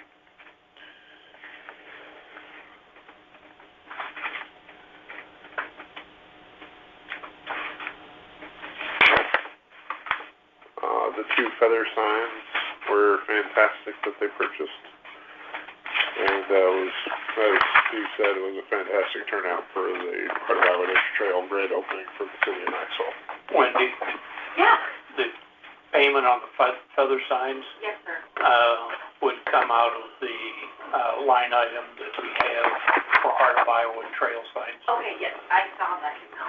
Okay. Would that be for the stickers too? Stickers and That could be What the park. stickers? What stickers? can order for the water bottles? Huh. Would that be the same line item? No, No. Oh, that's coming out of your budget. I don't mind. You sound like this.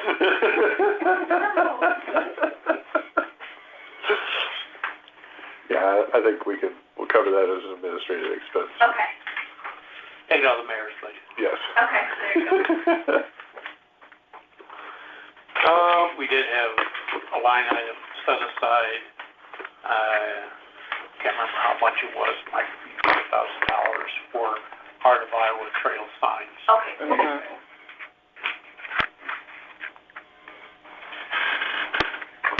All right.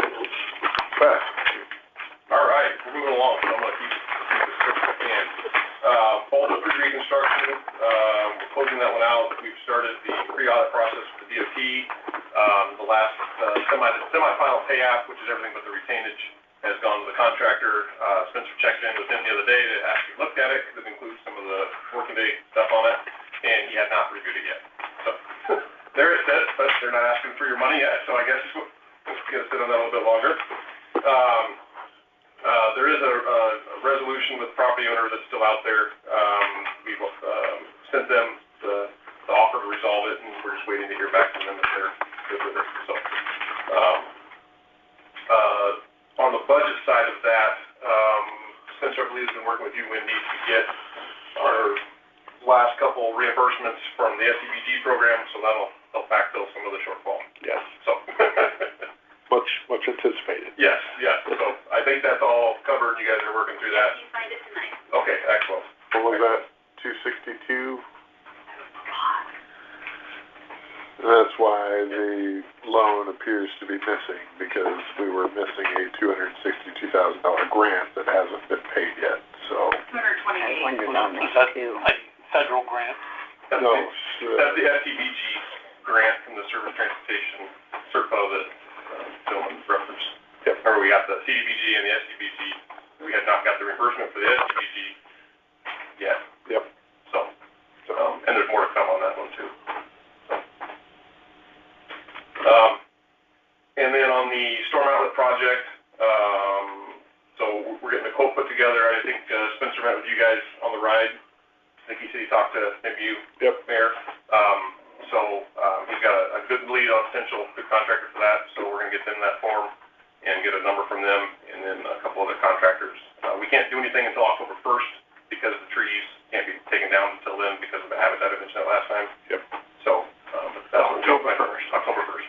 So that's what we're planning to get those costs so you guys can approve it here before October 1st and get them going. That's when you won't hurt the bats. Yeah, gotta take that. And the vultures. Well, the vultures, they'll be gone by then. They'll be in Florida. They'll be gone in September. Steve, just like you have a question. Yes, we can't take the trees down because of the bats. Yes. We, have a problem in the edge of the soccer field down there where we have a great big puddle of water, and that puddle of water extends over onto Daisy's property, and I can't remember who is beside Daisy, but it's a huge puddle, and there's a pipe under the road, and the pipe isn't draining. So Tony went down and looked at the other side to see what the problem is, and the pipe surfaces on the other side, and it's a swamp. If you look at the 2013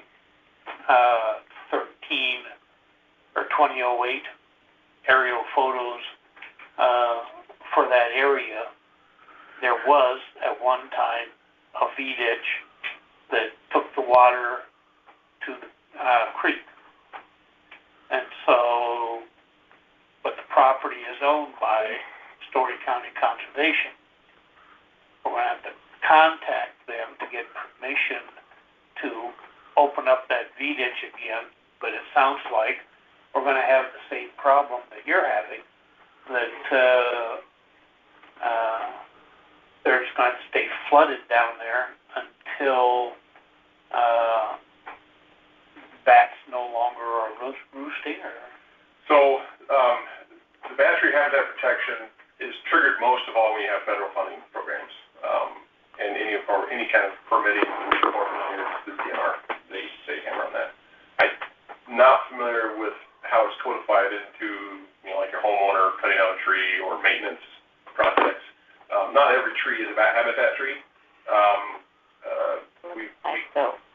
There's certain sizes and criteria, and they want cavities and less slumping bark and things like that. So we've done evaluations, our environmental groups, to determine if there is bat habitat. That's what we did on this one here. The route for our channel on the Indian Creek side is full of bat habitat trees. That one may not be, especially if they're younger, trash trees, may not have the criteria. I'm not familiar on how that's triggered for non-funded maintenance type projects. Yeah. The fact that it's on Story County's property, Story County they would more than likely, that's yeah. what I was getting to, they would more likely enforce it as just a matter of general good practice, even if it's not statutorily required. So you may have that issue with them. They can send the bats to my house. I love them. In your attic? No, in my backyard. Yeah. But yeah, so it's not all bats, it's the Indiana bat, the northern long-eared bat, and the protection window is October 1st to March 31st, I believe. So March 31st, October 1st. Yeah, the protection period, I'm more worried about when we can take the trees down, so the winter time. So, yeah. Steve, where was that ditch? Where did the ditch start at that you're referring to? Are you talking about the ditch that underwent Army Post, goes under from that section, and then traverse through the back side? Can we get the TV back on? Of course.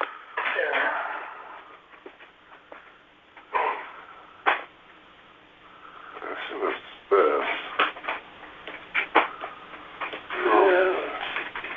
That's City Near the Maxwell. screen. We own that one. We own that one. And We own that one. if How I long we go done? to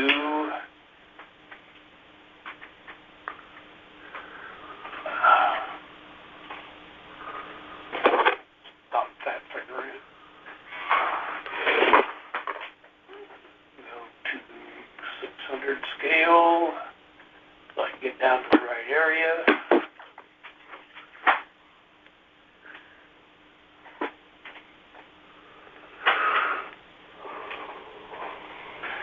And back to 50 scale.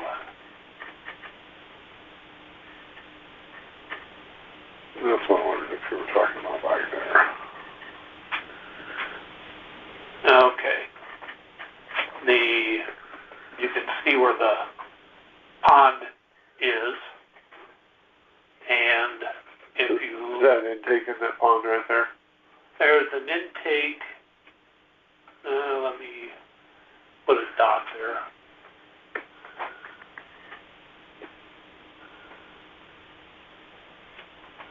See if I can put a dot there.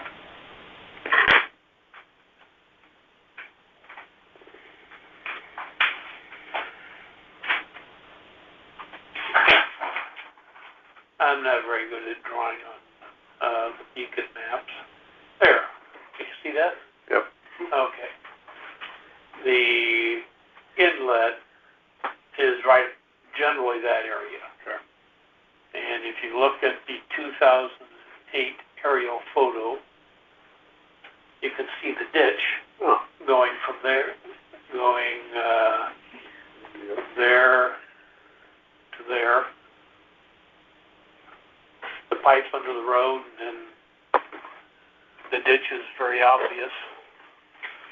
When you look at the 2024 aerial, Might somewhat still be there, but you got tree overgrowth showing up.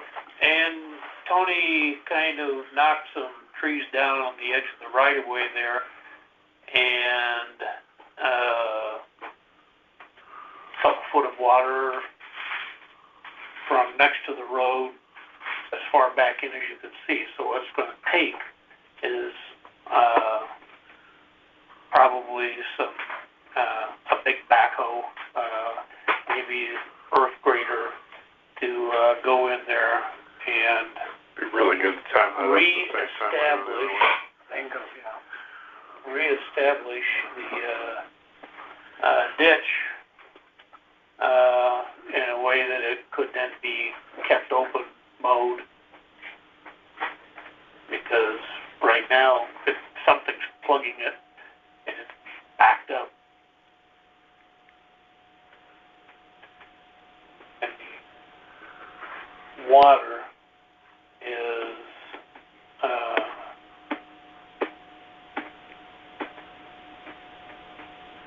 backed up all the way It's pretty, down to there. pretty impressive back there. Water. So I just drove back there today. I hate the drawing on this thing. Starting out all these ponds in town, we could have fishing tournaments. We can have mosquito catching tournaments. Mosquito catching. Keep your bats, right? Well, Tony went down there with the big backhoe to kind of see what was there, and he made the mistake of leaving the back window open. He said that he almost got carried away by the mosquitoes. Yes.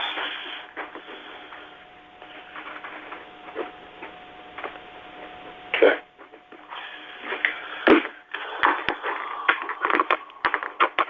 What else you got?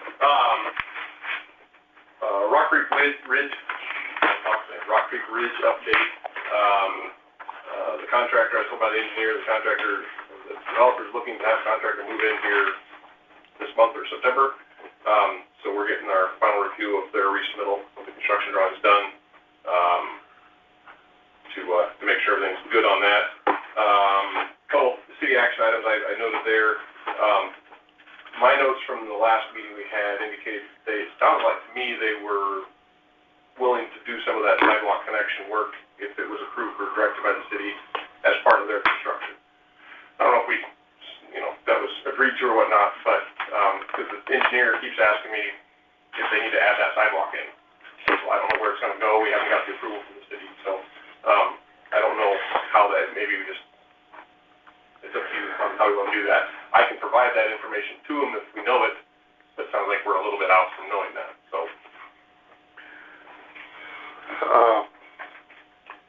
We really need to know what our water issues are before we can start with anything, so. Okay. And I believe that, well, yeah, okay. There's a stormwater detention in that Southwest corner of the water tower lot. Yep. And is it far enough north that the sidewalk would run across the top of it? Yeah, so there's actually a berm, on the south side of that with a culvert that goes from the water tower property to the senior citizen property. So there's, if you run the sidewalk from Rock Creek Drive intersection along the south side of that water tower lot, which I think is what you were talking about, that would go right across the top of that berm between that detention area. And would it be a good time possibly to, maybe, make that berm just a little bit higher? You certainly could. If it works, you have to make sure that you're not causing any issues with, Further upstream. yeah, further upstream, like now, it's gonna hold more water, is it gonna back up into a house? Well, Yeah, that kind of thing. the only thing upstream is a water tower. Well, there's upstream, but there's also to the west, the houses to the west, we wanna make sure, yeah, My water pump's been running nonstop. yeah. Because that water in the city just sits there. Soaks in. Now, the berm curves Yeah, it kind of, towards my garden shed, okay, which used you're to on the be north side of 7? north side, Or 6, sorry, 6, yeah, 6 there. that shed used to be the ice cream Oh. shack on. Yeah, it kind of curves around the corner, they nestled it down there in the southwest corner of the water tower lot. So it just holds everything. And there's no outlet on it? There is an outlet, there's a culvert that goes underneath that built-up area on the border between the water tower lot and the senior citizen. And it goes in and drains down, Slowly, slowly discharges down the west side of the senior citizen. Well, and it's not allowing it to drain? It's, my house is here, Yeah, you go east, the house is right there. I think the culvert is right in here along the edge. It's not by my house. I think it's right there where that 84.22 is. North-south is where I've got it noted. Mr. 82.2. It just happens to be what he's showing on the screen there.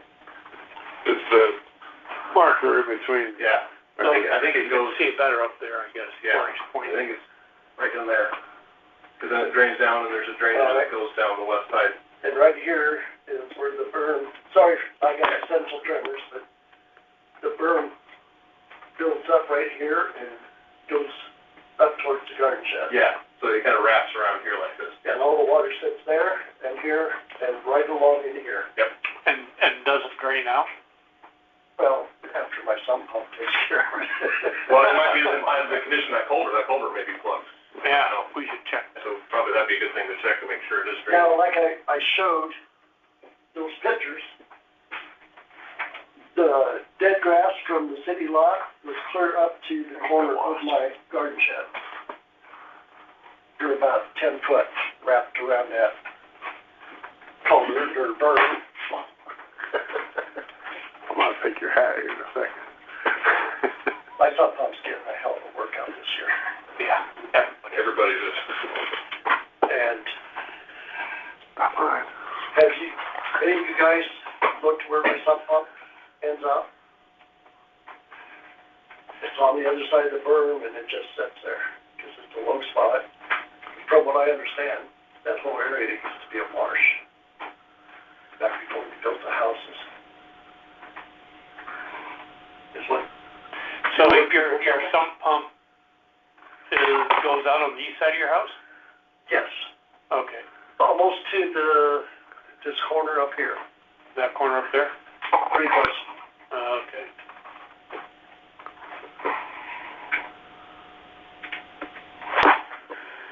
We had to hire a Midwest basement system to come in and dig up the floor all around the basement, drill holes, and when they drilled a hole in that cinder block, it ran out like a garden hose. Every place they drilled, there's like 150 holes they drilled. And now all the water, instead of coming to my basement, it runs over to the sump pump and pumps it out. And then it just doesn't go anywhere, it just keeps. Well, that's part of making sure that, you know, if you put, if you're gonna put a path in there, then you've got to handle, the water so that it if nothing else, use the path as the Chanute. Drain it down the center of the path. Run it down. At least it gets away from the house.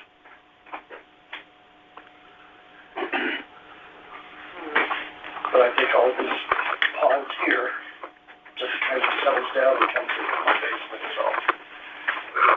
Yeah, we'll take a look at the outlet, because if it shouldn't be standing there that long. Wendy, can you let Tony know to put that on his list to check? Thank you. So we'll tie this sidewalk decision there to some of the stormwater issues. So as far as the Rock Creek Ridge plan, we'll tell them to hold off for now. Tell them if they want to run it out to at least Rock Creek Street. Rock Creek Street with the plan to go there or down Rock Creek Ridge Drive. Yep, one or the other, or like, at least there's something there. Yeah, okay. Other action item there, I don't know if I've gotten my own answer for whether we're going to have a performance bond required prior to the construction work, which means the final plat's recorded now, they bond for the work, and then it gets built, or if they do the construction first and just do a maintenance bond when the final plat is recorded after the work is done. It's just a matter of make sure we get what bonds you guys need to have on file for the construction. Does the subdivision ordinance require The subdivision ordinance is written so that they bond for the work. There's two bonds, performance bond and maintenance bond. Performance bond is to make sure they do it, and the maintenance bond is to make sure it's done well. So if there's any issues for 2-4 years afterwards, you can go back. And if we wanted to do it the other way, where they construct and then just do maintenance, we would have to waive that portion of the ordinance? You'd have to apply it. It would not follow the ordinance as you have written. Yeah. Now, the way our ordinance is written is a little bit different than most communities do now. Most communities will they don't record the final plat until the work's done, so that if they don't finish it while it's their property, they've got a mess. But there's no plats. The way ours is written is they record the plat now, and then bond to have the work done, so that the bond is the carrot and stick to make sure they get the work done. That's how ours is written. If that's how we want them to do it, then we make sure that they give us a maintenance performance bond. But I don't know how that works since that's ordinance. We probably have to follow that, or the city would have to just waive it and say, all right, we'll report the final plat until after the work's done. We should check with the attorney and see if we can waive it. Reorder it. Not record the plat to follow the modern practice. Yeah. I mean, Some communities still do it the other way too. So there's still some out there. It's just becoming less. Yeah, it's probably everybody who adopted their ordinance back in the 70s. And it's 6 1/2 dozen other the pros and cons for which way is better.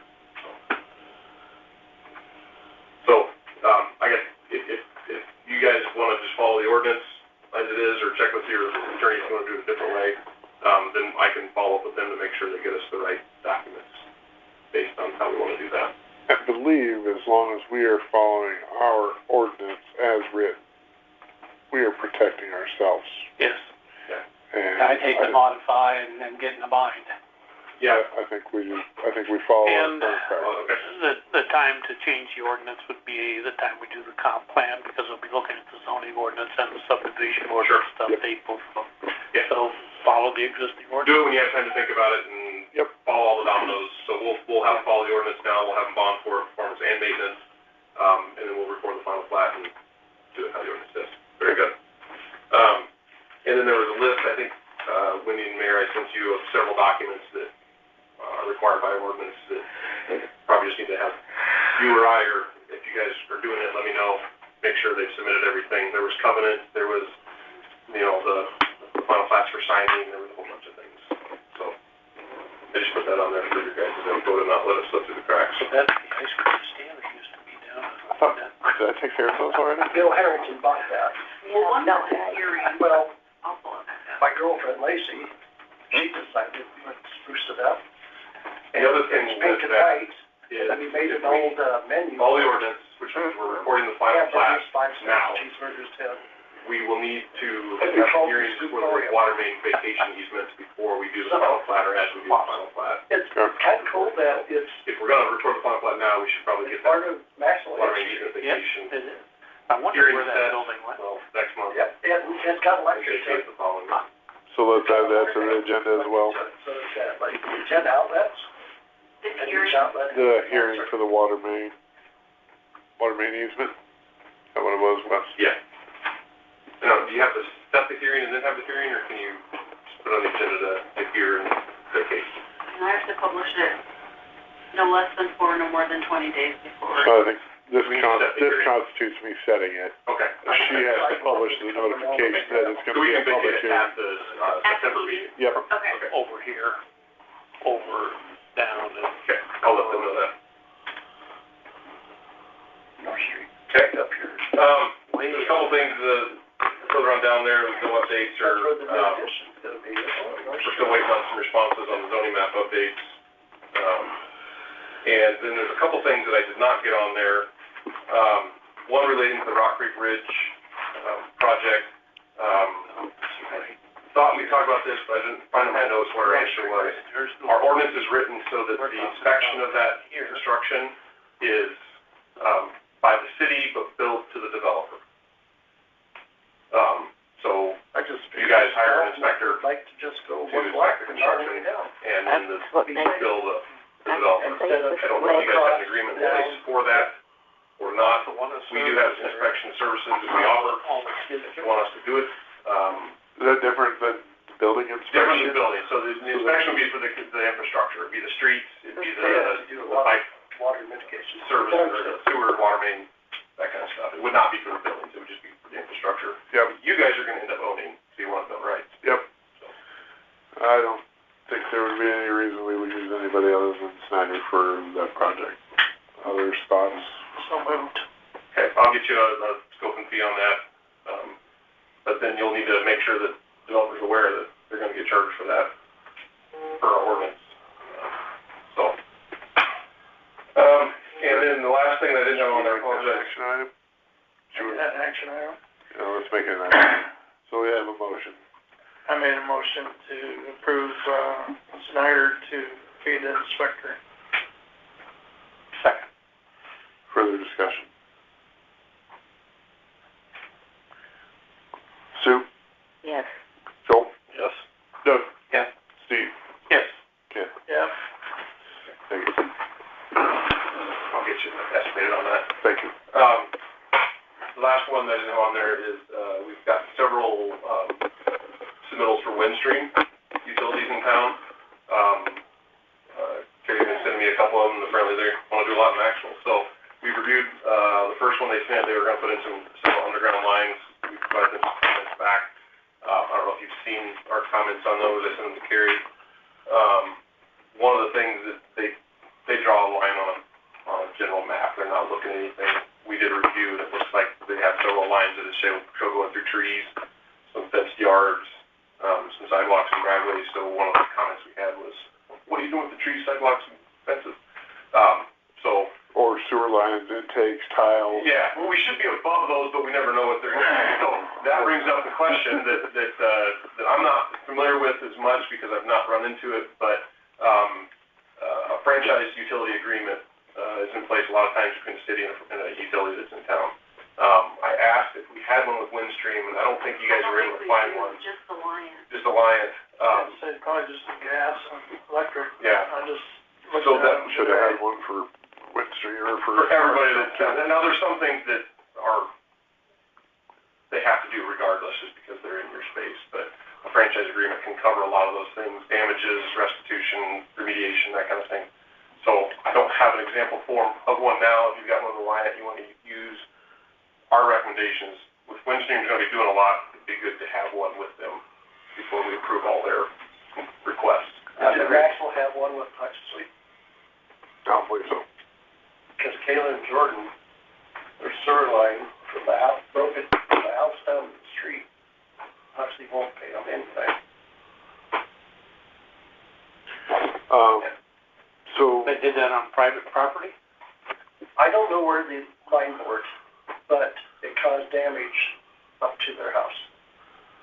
Because it took the sewer line and broken it up. They had to dig from the house out to the street. Oh, So it's still gravel where they dug it Can up. we get a copy of that That's on for my next desk. month's agenda? That we On the would, line. yeah, Next door to, but change it just for north of Jake's. Okay, administration. that's where they haven't Might as well have had one for, street we, either. You should do whoever's in town and just give them. When you too go late down to do it to Huxcom. They haven't completed their project, so. I we'll wondered have what them as well. happened there. And I would, it's up to you, but Windstream's asking for the okay of their project. You might wanna hold that until you get that franchise agreement. Then we'll wait. Give you some teeth. I recommend. When Huxcom puts their first line, that main line going around the curve by my house, it was so sandy they couldn't steer where they wanted the thing to go with their water jet process, and they ended up way up in Rod Jones's yard. So I called over and talked to Cindy or Connie or some lady over there. They said, your property line is not their boundary. They can go onto your property with utility lines. Yep. And she was very insistent that that was the legal process. So, Only with an easement. not the way she talked. I think the attorney would say I otherwise. spent a lot of money to buy easements on private property. Because they were way up We in do a the lot of ante. stuff. But Kayla and Jordan to pay for the repairs. They said no because it's a subcontract. So Oxley's not But it's still their responsibility though, darn them, yeah. Yeah, they didn't do a whole lot of good in town. I got a big chunk of, it was nice grass. Now it's big rocks and pieces of wood and everything just. That's because they took your dirt out when they dug down and then they brought in refuse. By that beehive drain. Oh. Next to the street. Yeah. So they won't do nothing about that. There's no shortage of stories of communication companies causing a fix. I've got lots in my back pocket. Yeah. I'll say share for another time, but, our recommendation. Yeah, we need to get a contract with all of them. That is all I have. Let me back up to my normal workday concept on the ball. We hadn't heard anything for a long time, so I sent ICCD and Spencer, because I asked him, what can you support as far as our numbers go? Well, they've got their count at 19 and a half, even though Dale and I found that one council meeting that they were up to 24 on one of their sheets. But they've got a couple of flaws, because they also say the full contract, beyond substantial, they're looking at 30 and a half days. Okay. They're starting July 9th with their count. The contract started July 8th, so add 1 day to that. Their beginning date on their paperwork says July 9th, it's July 8th on the contract. So they're shorting us 1 day there. The other factor, they had to come back and take those water retention barriers, all those berms out, so they had another day there. So in my mind, they're at least at 32 and a half days, and I don't want this to die and all of a sudden be done, and we're sitting on a whole bunch of days that they don't seem to want to acknowledge. So we need to have some communication on that with them. Okay. Is where I am. And I'm looking at 32 and a half minimum, with probably more that could be claimed. So that was a... Yeah, I saw that email go back. I was out, so I was skimming emails. Sure, But no problem. So I'll follow up with Spencer on that one. And see, and that was one of the things, the submittal for one of the last pay-ups that we had sent, they haven't reviewed yet, had some of that on there, so. Okay. He's kind of waiting to I hear just back. don't want it to slip through the cracks and not be addressed. Steve? Well, I think I've talked about everything I was gonna talk about. The, resolution that we didn't act on, and,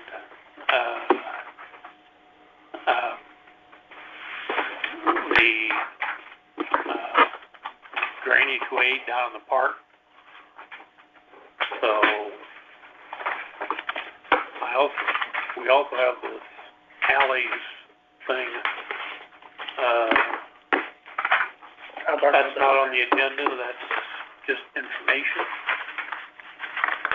You gonna talk about that? Sure. So, you asked me to go drive around and look at the alleys. These pictures were taken by Miss James, Cindy. James. So I went and looked at these and wrote up. So my first thing was I wanted to see what was in our ordinances about alleys. So that's what these first 2 pages are. It's little excerpts of things out of what an alley is and things about parking prohibited, power to vacate it, planning and zoning findings. So this is all in the ordinances. You can look at it. Alley resident, 16 feet, and so on. So then these pictures, the first picture, I believe is behind 400 Woodlawn. It's looks like this. That picture is looking north from 4th Street between Ashford and Woodlawn. This alley has been overgrown with grass and requires scraping and new gravel. Bushes on each side should be removed or trimmed. You can see it is quite grassy. It's been taken over. 400 Woodlawn runs north and south. Yeah, so it's behind Woodlawn. You're looking Woodlawn and Ashford. You're looking north from 4th Street. On 4th Street, looking north. Yeah. Okay. Okay? Now, your point is that this Not being maintained according to yeah. our, what is our maintenance standard on alleys? Once a year they need to be, Well, we don't have taken that care written of. down anywhere. yes, it is in the ordinance. Oh, where is that? That's what I read in the ordinance going through the book that I have. I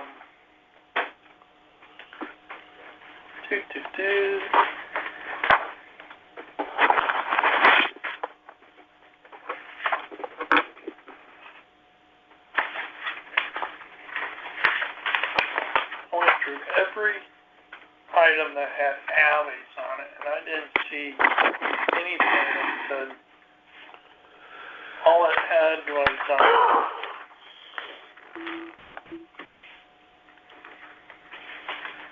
the only thing I seen it had was, it had to be, hard surface. As long as I've been associated with the council, whether as mayor or council person, my recollection of the policy of the city is if there is a garage that uses the alley as a means of access, then we maintain that alley with gravel as instead of mud. In some cases, we seal coated them because of the high traffic on them. We couldn't maintain it without puddles. And so, if the garage opens up onto the alley, then we maintain the alley. And is there a garage opening up onto this alley? That? Yeah. 400, it does at the other end. This garage isn't used. Well, and it doesn't open on the alley, it opens up on private property. The other end, it has gravel on the other end. I thought the other end It's that really steep. was at 5th Street and it didn't go through. Yeah, it doesn't go all the way through. Comes down into his driveway where it's paved, it's gravel up to his. Into a garage. Yep. That has access onto 5th, not onto the alley. Right. Yeah. So, I'm sorry, no, you're fine. Well, getting I into the weeds understand, there. I understand that, but also I want to think about safety-wise too for alleys is, fire departments need to be able to get down there, maybe to get a truck or something behind a house or something. To a garage. Or to a garage or wherever, or ambulance calls too. So a lot of these, alleys that she has taken pictures of really need to be considered, I'm thinking, pretty good for, needing to be taken care of. Now, this one here between Woodlawn and Ashford, to tell you the truth, the picture shows, you know, a pathway going through and it looks pretty good. I couldn't find this with this little yellow. I drove down, up and down, I couldn't find it. I don't know where that's at. So going between, this one here and Ashford at what street? That's just it. I couldn't find. I went up, down between Woodlawn and Ashford, and I could not see that Could this I be think- yellow slide. I think this is Ashford, this is third, no, this would be second going to Ashford, because this would be the football field back here. I think that's the football field. field behind you? Nope, if you look straight down the alley, I think you're seeing the crow's nest. Oh, yeah. Yeah. Yeah, so you're standing on Second, looking to the north to Yeah. Third, and you're seeing the crows. Okay, all right. Yeah, that makes sense. So there's, you know, scraping, maybe some, gravel. And are there any alleys or any garages that open onto this alley? Yeah, I think they open to Second and Third Street, So not onto the alley? nothing onto the alley. Okay. There isn't any other garages back there. Now, to get to your point about access for the fire department, we do have a requirement in the ordinance that you have to trim trees up to 13 feet above the street, and I don't know if that also applies to the alley or not, but even if this was pure grass, and you wanted to make sure that there was access for a fire truck, which they could certainly drive on grass once every 10 years and not affect it, having an unobstructed access to the alley would make sense. I don't agree that every alley needs to be paved or hard surface. so this next one is, between Second and Third, actually, looking north from Second Street. The alley between Ashford and Woodlawn, this, Right north of the can kennel, the soccer field, is where that was. yep, we're a little, Second and Third between where the shot and discus are, just east of there, and then. looking pretty narrow. Again, was just saying scraping and gravel. A lot of bushes on the sides that need to be maintained to keep the 16-foot. Yep. Maxwell Main behind Rock Creek and Church.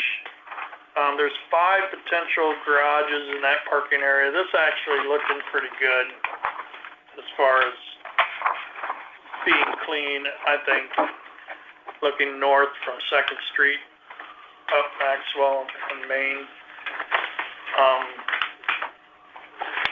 I think it's looking pretty good, except for down here in the bottom corner is a really good sized mud puddle that could be, scraping could help fill that in with some new gravel, whatever, but it's a huge mud puddle that's still sitting there yet today.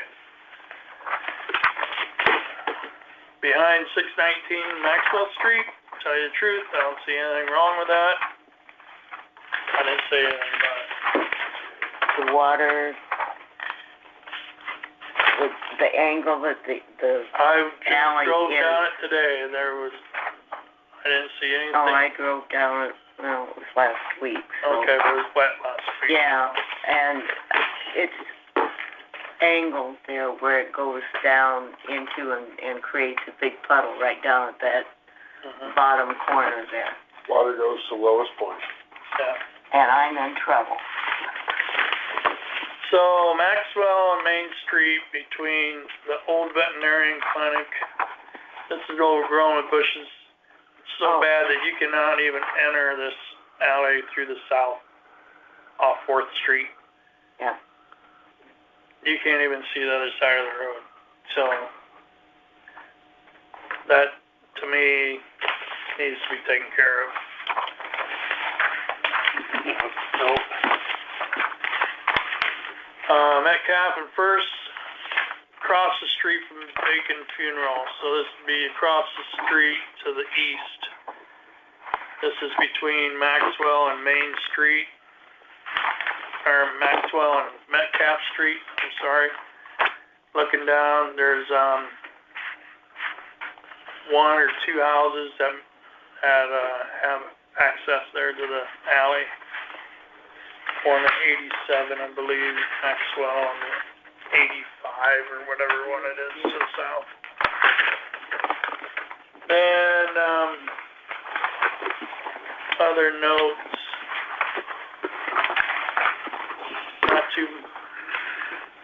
not too concerned about the alley behind 55 Main. North and 7th, and Metcalf and Maxwell. So between North and 7th and Maxwell and Metcalf, that alley, I didn't get any, there's no pictures, but it seems concerning. Is it Along with overgrowth? those other ones. Overgrowth, there's bushes, there's things in the way, So the overgrowth, including all of these that you already Yeah. identified, yeah. those are property owners' issues. They can all be turned over Right. to Adam. Yep. So that's what I would ask. Yeah. Adam to do. So trees are, I don't know, I'll have to look to see if trees are, If it's the road Right. surface, that's our responsibility. But so, and I didn't know about maybe a better access to Pioneer Cemetery. I know not everybody goes up there, but, I just seen it today, and,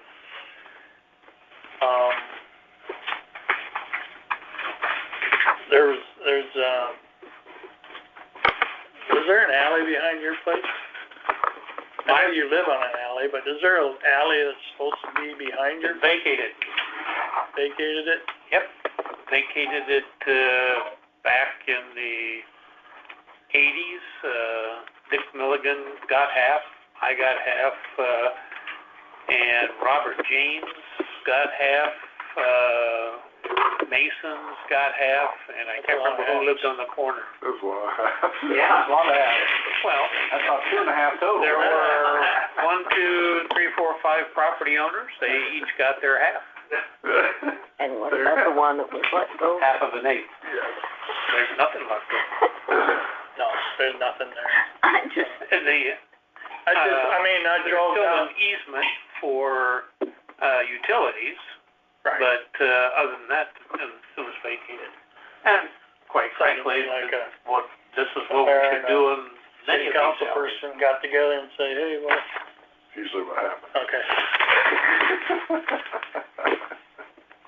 Vacated, though, we couldn't do And emergency. the only other thing I got is, what is the, Nobody needs to get an So emergency your vehicle. access to Pioneer Cemetery, there is But a there's nothing 20-foot to path On yours. that enters from the road and goes directly straight straight north, south? south. It is between the sign. The sign's actually over, Yeah. it's actually the city property, but it's too far over, but that allows access. That is there's a 20-foot path, the city owns that path. Okay. So they mow the path back there. Yep. The sign could be fixed again. Yeah, it's about due. Where are we at, 93 Metcalf, which would be the old county building that we just got. Roof is on it. Roof is on, see, we need Working on windows. the roof on the inside. Submitted the cleared check. Jesse said he thinks he'll be done before August is over, and he'll give me all the paperwork. Gets better. So soon as we get reimbursement on half of that back, so. The other thing is James, I want to introduce you to everybody. This is James McLean. He's president of the bank over here. You want to say anything or introduce yourself? Yeah. That's a comfortable chair. More comfortable than mine. I've been community banking for 45 years, so I love coming to city council meetings because that's where you learn everything. And so Ken's my boss, so I said, can I come to a city council? Sure. Says you'll love it. So short bio, been through a number of banks, was also a regulator for a while. I graduated from University of Nebraska. I have a master's degree from there. Spent a couple years in the Army. Then started my banking career, and that's the long and short of it. And I'm out promoting the bank. It's one of my favorite things to do is go out and call on people and talk to people and talk to businesses. I think Maxwell is just a total gem in the sand. I wish I was 20 years old. I would invest in this town like crazy. I think he's got a great future here. So I'm excited for Maxwell. Other than your water issues, but those can be fixed. We appreciate that. We think the same thing. Yeah, that's good. One of the most popular giveaways that we had at the bike trail was the pens from the bank. Yeah. And the clips. Yep, chip clips. Yeah. Everybody loves almost everybody took a pen. So thank you for that. For Old Settlers Day, we were giving away the juice packs and popsicles and waters and everything. And everybody kept saying, how much do we owe you? How much do we, no, we're giving them away. So, Old Settlers Day, as far as I could tell, was a big success. It was. It definitely was. So, thank you. Yeah. Nice to meet you. Yes, thank you. Thanks, Ken. All right, Allie is cleared. Sue. Okay, you asked for it. No, Wendy, I can remember back when I was just coming in to the council meetings before I ever thought about being on the council, that we used to get a report on any complaints that were filed with you, with Deb at the time, and then she would report that there were, even if it was a verbal, that we got a complaint on this, a complaint on that, because we can't do anything unless we know what the concerns are. So is there a possibility that we can get that? You have a running tab in Google, don't you? You really want. Yeah, really. I mean, we can't do anything or acknowledge anything unless we have information from you. Okay, I can ask for the packet. It's in the Google Drive, right? You mean for Adam, No. or just anything? Just any complaints that you would get, somebody come in and fill out a form, or they just tell you about a problem that's existing. I'm not interested in complaints that they've resolved. I mean, if somebody comes in and complains that their water bill's wrong, well, and they resolve the issue, then why would I want to see that? That wasn't what the complaints were that we used to get reports on. Right. I'm just trying to define for her what. I mean, they get a lot of complaints every day, and they handle most of them. But if there's something that they can't handle and that needs to come to the council, then we should be seeing those. Okay. And I'm not picking on Old Settler. These are just things that came up. The lighted ATV parade, since it was a separate parade from the main parade should have had a permit. Did they have one that I didn't know about? As far as I know, it According to the was ordinances. just organized on the spot. It was not an official parade. It wasn't. Oh, no, It was it was on their flyers and things. I think they should have changed their name because it was a ride. Okay, well, And rides have to follow street rules. I did hear that there were some very rude people that when they went past Pointer's house, yelling they and screaming and... abused the Pointers. There's no reason for anybody to do that, but I mean, people are idiots.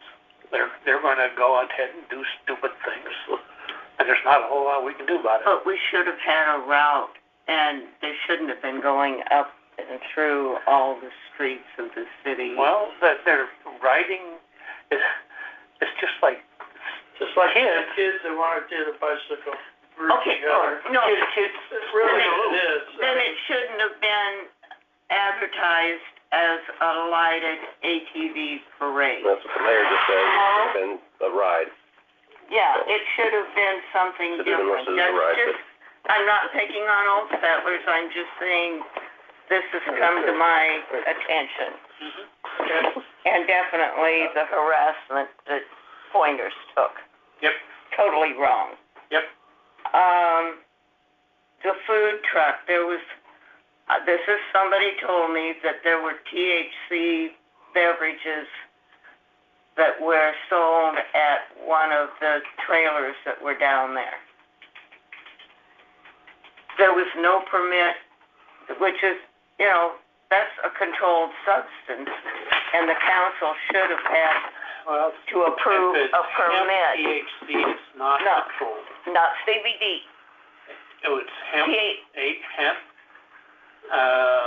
THC, if it has that in it, that's the stuff that makes you wacko. To a certain level. And that's a controlled substance. To a certain level. From my understanding, it Under was 3%. Yeah, right. 3% required by law. But is that what was in the They can't things sell that were anything, sold? they can't sell anything higher than that. 'Cause it's What about a illegal, food so truck? Can it do that? it'd be illegal if they're selling Well, higher. that's what I higher Well, it's questioned. illegal So- if they're higher, but yes, they can sell Yes, they can what sell is permitted by law. Right, but that's Yeah. what I was questioning it. And should there have been a permit, since it is something that is a somewhat controlled substance? Not if it's below the .03. Well, State hasn't identified a THC permitting process like the alcohol, tobacco, firearms. okay, So until it catches up. okay, well, that's what I was just, that came to my attention, and I thought, okay, Right, wrong, or indifferent. yeah. I do know that in the Regardless past, of our feelings. the city's only involvement on vendors during Old Settlers is that we would have on file their proof Permit. of insurance. Yeah, the proof of Proof insurance. of insurance. Do we have that? And Becky would collect those from the vendors because she was in charge of permitting vendors and delivered them to Deb so that Deb would have them on file. I don't know if that happened this last year. When did you have those? And so next year, we'll improve the process. But the only thing that we had was proof of insurance, because that's what the ordinance requires. And We do not approve the vendors. no, but that's why last It's year, only for the alcohol sales. Well, yeah, the alcohol is different. no, food, they have to have a permit, not permit Not from from us. They have They a have health rules. department, food vendor permit, and, you know, they would have that posted down there, and then we would have the proof of insurance from, the vendor, since they are vending in the park. Right. So do we have that for the market then too?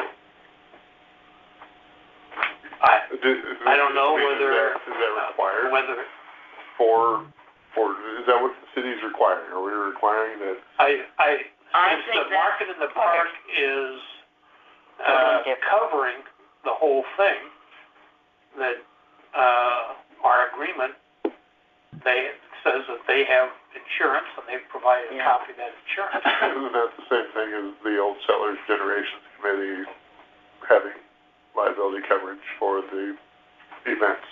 Well, that's what I was saying the way it was in the past. That's why I questioned her about couldn't she go to that insurance company so that the city isn't responsible for the payment or for repairing something that somebody else did.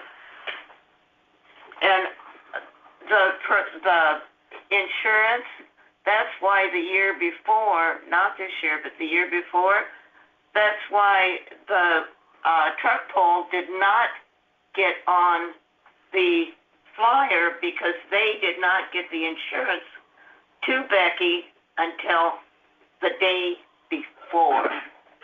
And we didn't have proof of insurance.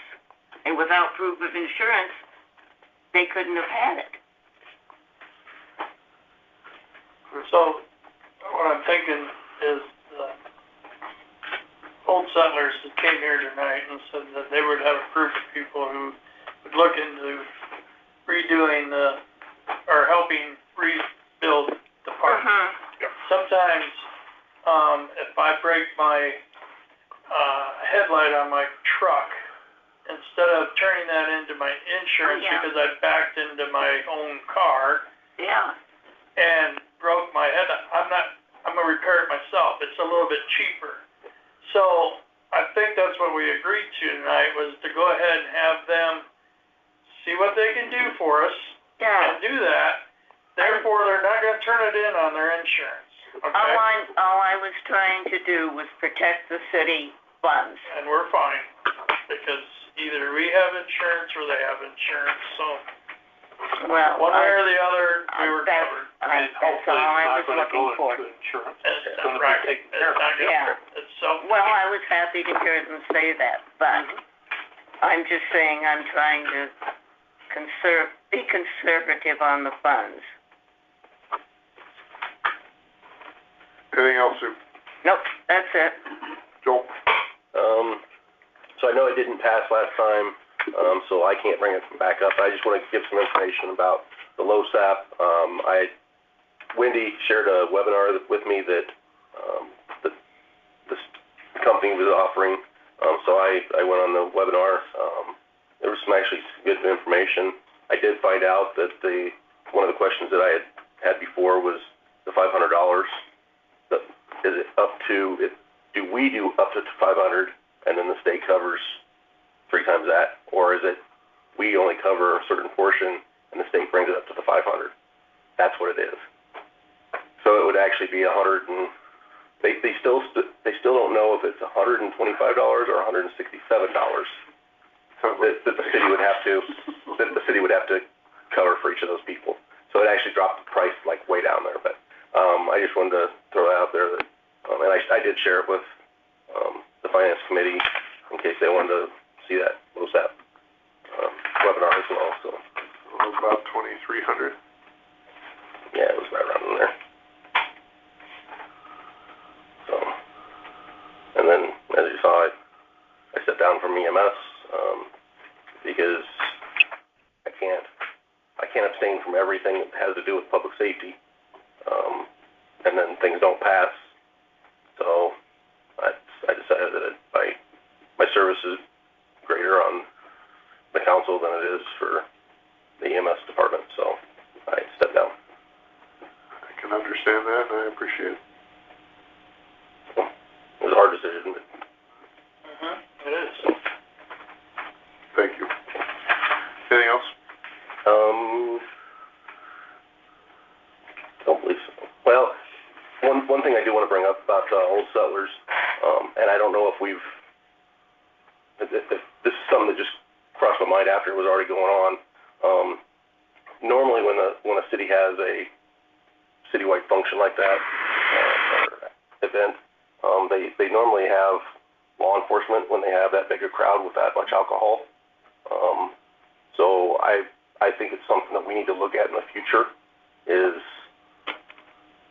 hiring a couple of deputies to be in town during that time frame. That was done last year.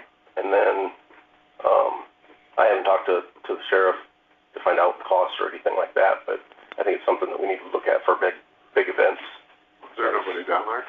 I don't know if there was or not. I haven't talked to him. I know, when we came into town, we had run out of town, and we came into town, and out by the trailer court, there was actually one of those trucks. It was before the parade, actually. It was just like a truck that was going to be shown, obviously, been souped up, sat low to the ground, but you could see him burn his tires out there, and, leave some of those marks that we've been talking about. So I just think having law enforcement presence in town during the big events, well, they wouldn't curtail some of it. He probably wouldn't catch that, but I did see him. Curtail it a little bit because he's around. I did see him Friday and Saturday night. I saw deputies down at the park. Okay.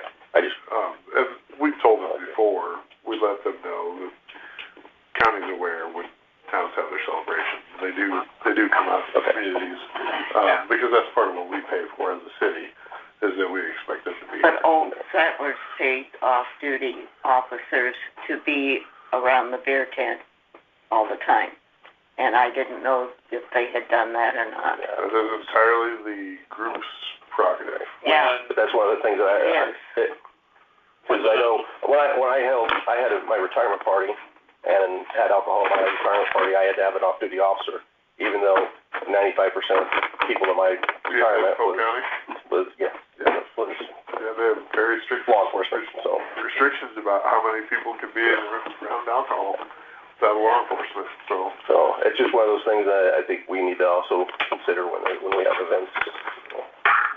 When the Legion and the VFW were doing Old Settlers for 12, 14 years, the sheriff's department always had a couple deputies, they always had a couple of auxiliaries, and they would walk through the beer tent. They were there during the whole time it was open, and I would presume that they still do that. Now, do we need more than that? I think don't know. I think if there's two around the beer garden, that's really all. Two deputies and two auxiliaries is what they always had. So, Ken, do you remember that also? Yep. I just, in the eye of public safety, I was trying walking around, you always had. Next time, John complained when they do their plannings, we need to make sure that they're doing that. So make sure that communication is. They were just there, so, I mean, they weren't. And even as far as EMS, like for the rodeos and stuff, it normally comes like really late, and I know that's probably more on the rodeo people than it is the Old Settlers. But that communication comes like the day of sometimes of, hey, are you guys going to have somebody there? Do we need somebody? So it's just, I think maybe put it in their ear a little bit early that when they're doing their planning stages to have somebody that's in what they're in charge of is the public safety part of it. Then coordinate with the agencies that need to be coordinated with. There was a big kerfuffle a few years ago when the Old Settlers Committee didn't ask the Legion or the VFW if they were going to march in the parade. So, as a matter of fact, we had been told by the committee that they didn't want the Legion and VFW involved in anything. And so we didn't show up, and then we got yelled at because we didn't march in the parade. So it's sort of like the EMS. We just now plan every year to do it. We don't have to be asked. We kind of already had talked about it amongst ourselves, but it's just making sure there's some coordination between the groups and public safety side of it. Okay, thank you, Paul. Anything else? Devin? I also sat in on that LoSAP thing that they ran. They did 2 on Monday, and I watched the one on Wednesday. I did ask the question how many cities had committed, and there were 3. Yes. So we aren't alone in needing more information and more research on the project. But that was just the ones that committed to that company. Correct. So that was all I had. I didn't sit in on it and listen to it. And you're right, it's 100. It's not the full 500 the city would, and it's an up to. You could do any amount that you wanted, is what they indicated. Wouldn't have to be. Were they matching $3 for every dollar the city threw in? Yeah. So it'd be 125. That's what I came up with, but what they said on the webinar was 167. So that's why it's kind of. Well, it's 167 and 3 more 167 to get to 500. No. No, it doesn't, does it? No. That's 1 1/4. Yeah, 1 1/4. I know it. That's 375 that the state kicks in. So it'd be a third then, 167 would be it would only double it. Yeah, so that's why I say 125. They got your higher artillery. So they'd be a 2 to 1 instead of 3 to 1. Yeah. So then they, one of the other points that was brought up, I forgot about this. So the state only gave a 1.5 million, and there's approximately 25,000 volunteer firefighter, EMS, and police officers. So you figure that out at $125 or the $375 a pop. Basically, that's coming down to $4,000 or 4,000 people would get that $375. But that's why they wanted to know if cities are committed to this, because I asked this, if the cities are committed to this, then that gives the lobbyists, which they were on the webinar as well, gives them the power to go back to the legislator and say, we have 25,000, you're going to leave 21,000 out. We need more money. And so that's what they were pushing, was for the cities to step in and say, yes, we want to do this, so that they can go back and fight for more money for us. So. Anyway, that was all I had. Yeah. Sorry. No problem. No, that's fine. Your time. I've already talked. No seconds? No seconds. All right. No seconds. No, it's one little tiny thing. Go ahead, Sue. Can we put on the sign out there, the ordinance, debris from mowing? Because I'm seeing more and more people putting it into the streets, and we have enough problem with clogged sewers and things. Can we just, Wendy, can you add that to the bottom of the water bill Oh, yeah. for this? Yes. We should have already been done mowing this season, but here we are still And mowing. what is it that the ordinance says? You can't mow and you can't put it into the street We'll have to from- when check. you're mowing. We'll have to check that. From your property? Yes. So if I'm mowing the parking, You turn which it. is not my property, and I throw it into the street, have I violated? Violated. Quit already. And if I'm mowing that part that is not adjacent to my property, it's just adjacent to city property and city property, and that gets thrown into the street, have I violated the ordinance? Yeah, anything in the I don't street. know. 3:30 in the morning. It's in the book. At least the one that I have. What does it say exactly? You've been there 12 in a row? I'll have to look it up in the ordinance, Steve, to get it exact. Well, once you have the exact, then we can add it. Yeah. My glasses are falling down, I'm sorry. Thank you. I think it says you can't throw it from your property into the street. You Which- can't. For me, it would be nearly impossible. It's almost 40 feet from my property to the street. And when you mow that strip that's the street, I could throw it all out. The intent, Grass the other growing one, in the no matter street what and the down verbiage the is. Yeah, we'll review it. I have a question, and this probably is going to fall to Steve. 7th to North Street, from The- 7th to North, whatever you want to call it, the path, the city-owned property, city-owned property between the North Street and Seventh Street. Do we still own that as a city? Yeah. Because I understand it's been blocked off. Yeah, So how It's can I, been blocked off. by Roger. Well, posts on the, south, on the north end. which causes a holdup of water? I don't think so. Well, Because they're well, just, they're just close to them, all of a sudden They're the water going leaves down. and debris to capture and hold. I think that's basically what I'm asking is, Okay, because I've asked the city there- guys to review the area. okay. And if there's something that we can quickly channel or make the water go, Come to the V. then we'll clear it. If you're making a V-ditch on the north end, it only needs to go no more than about 75 feet because it drops toward North Street. And so you would drain the street down that V-ditch, down the city property, and when it got to the other end, if there was any obstruction, which I don't believe there is, but if there's any obstruction caused by those posts, and it backed up, it wouldn't back up to 6th Street. It might back up to the adjacent property owner who put the posts in. You mean Seventh Street, not Street. Yeah, North Street. Seventh North. So, Yeah.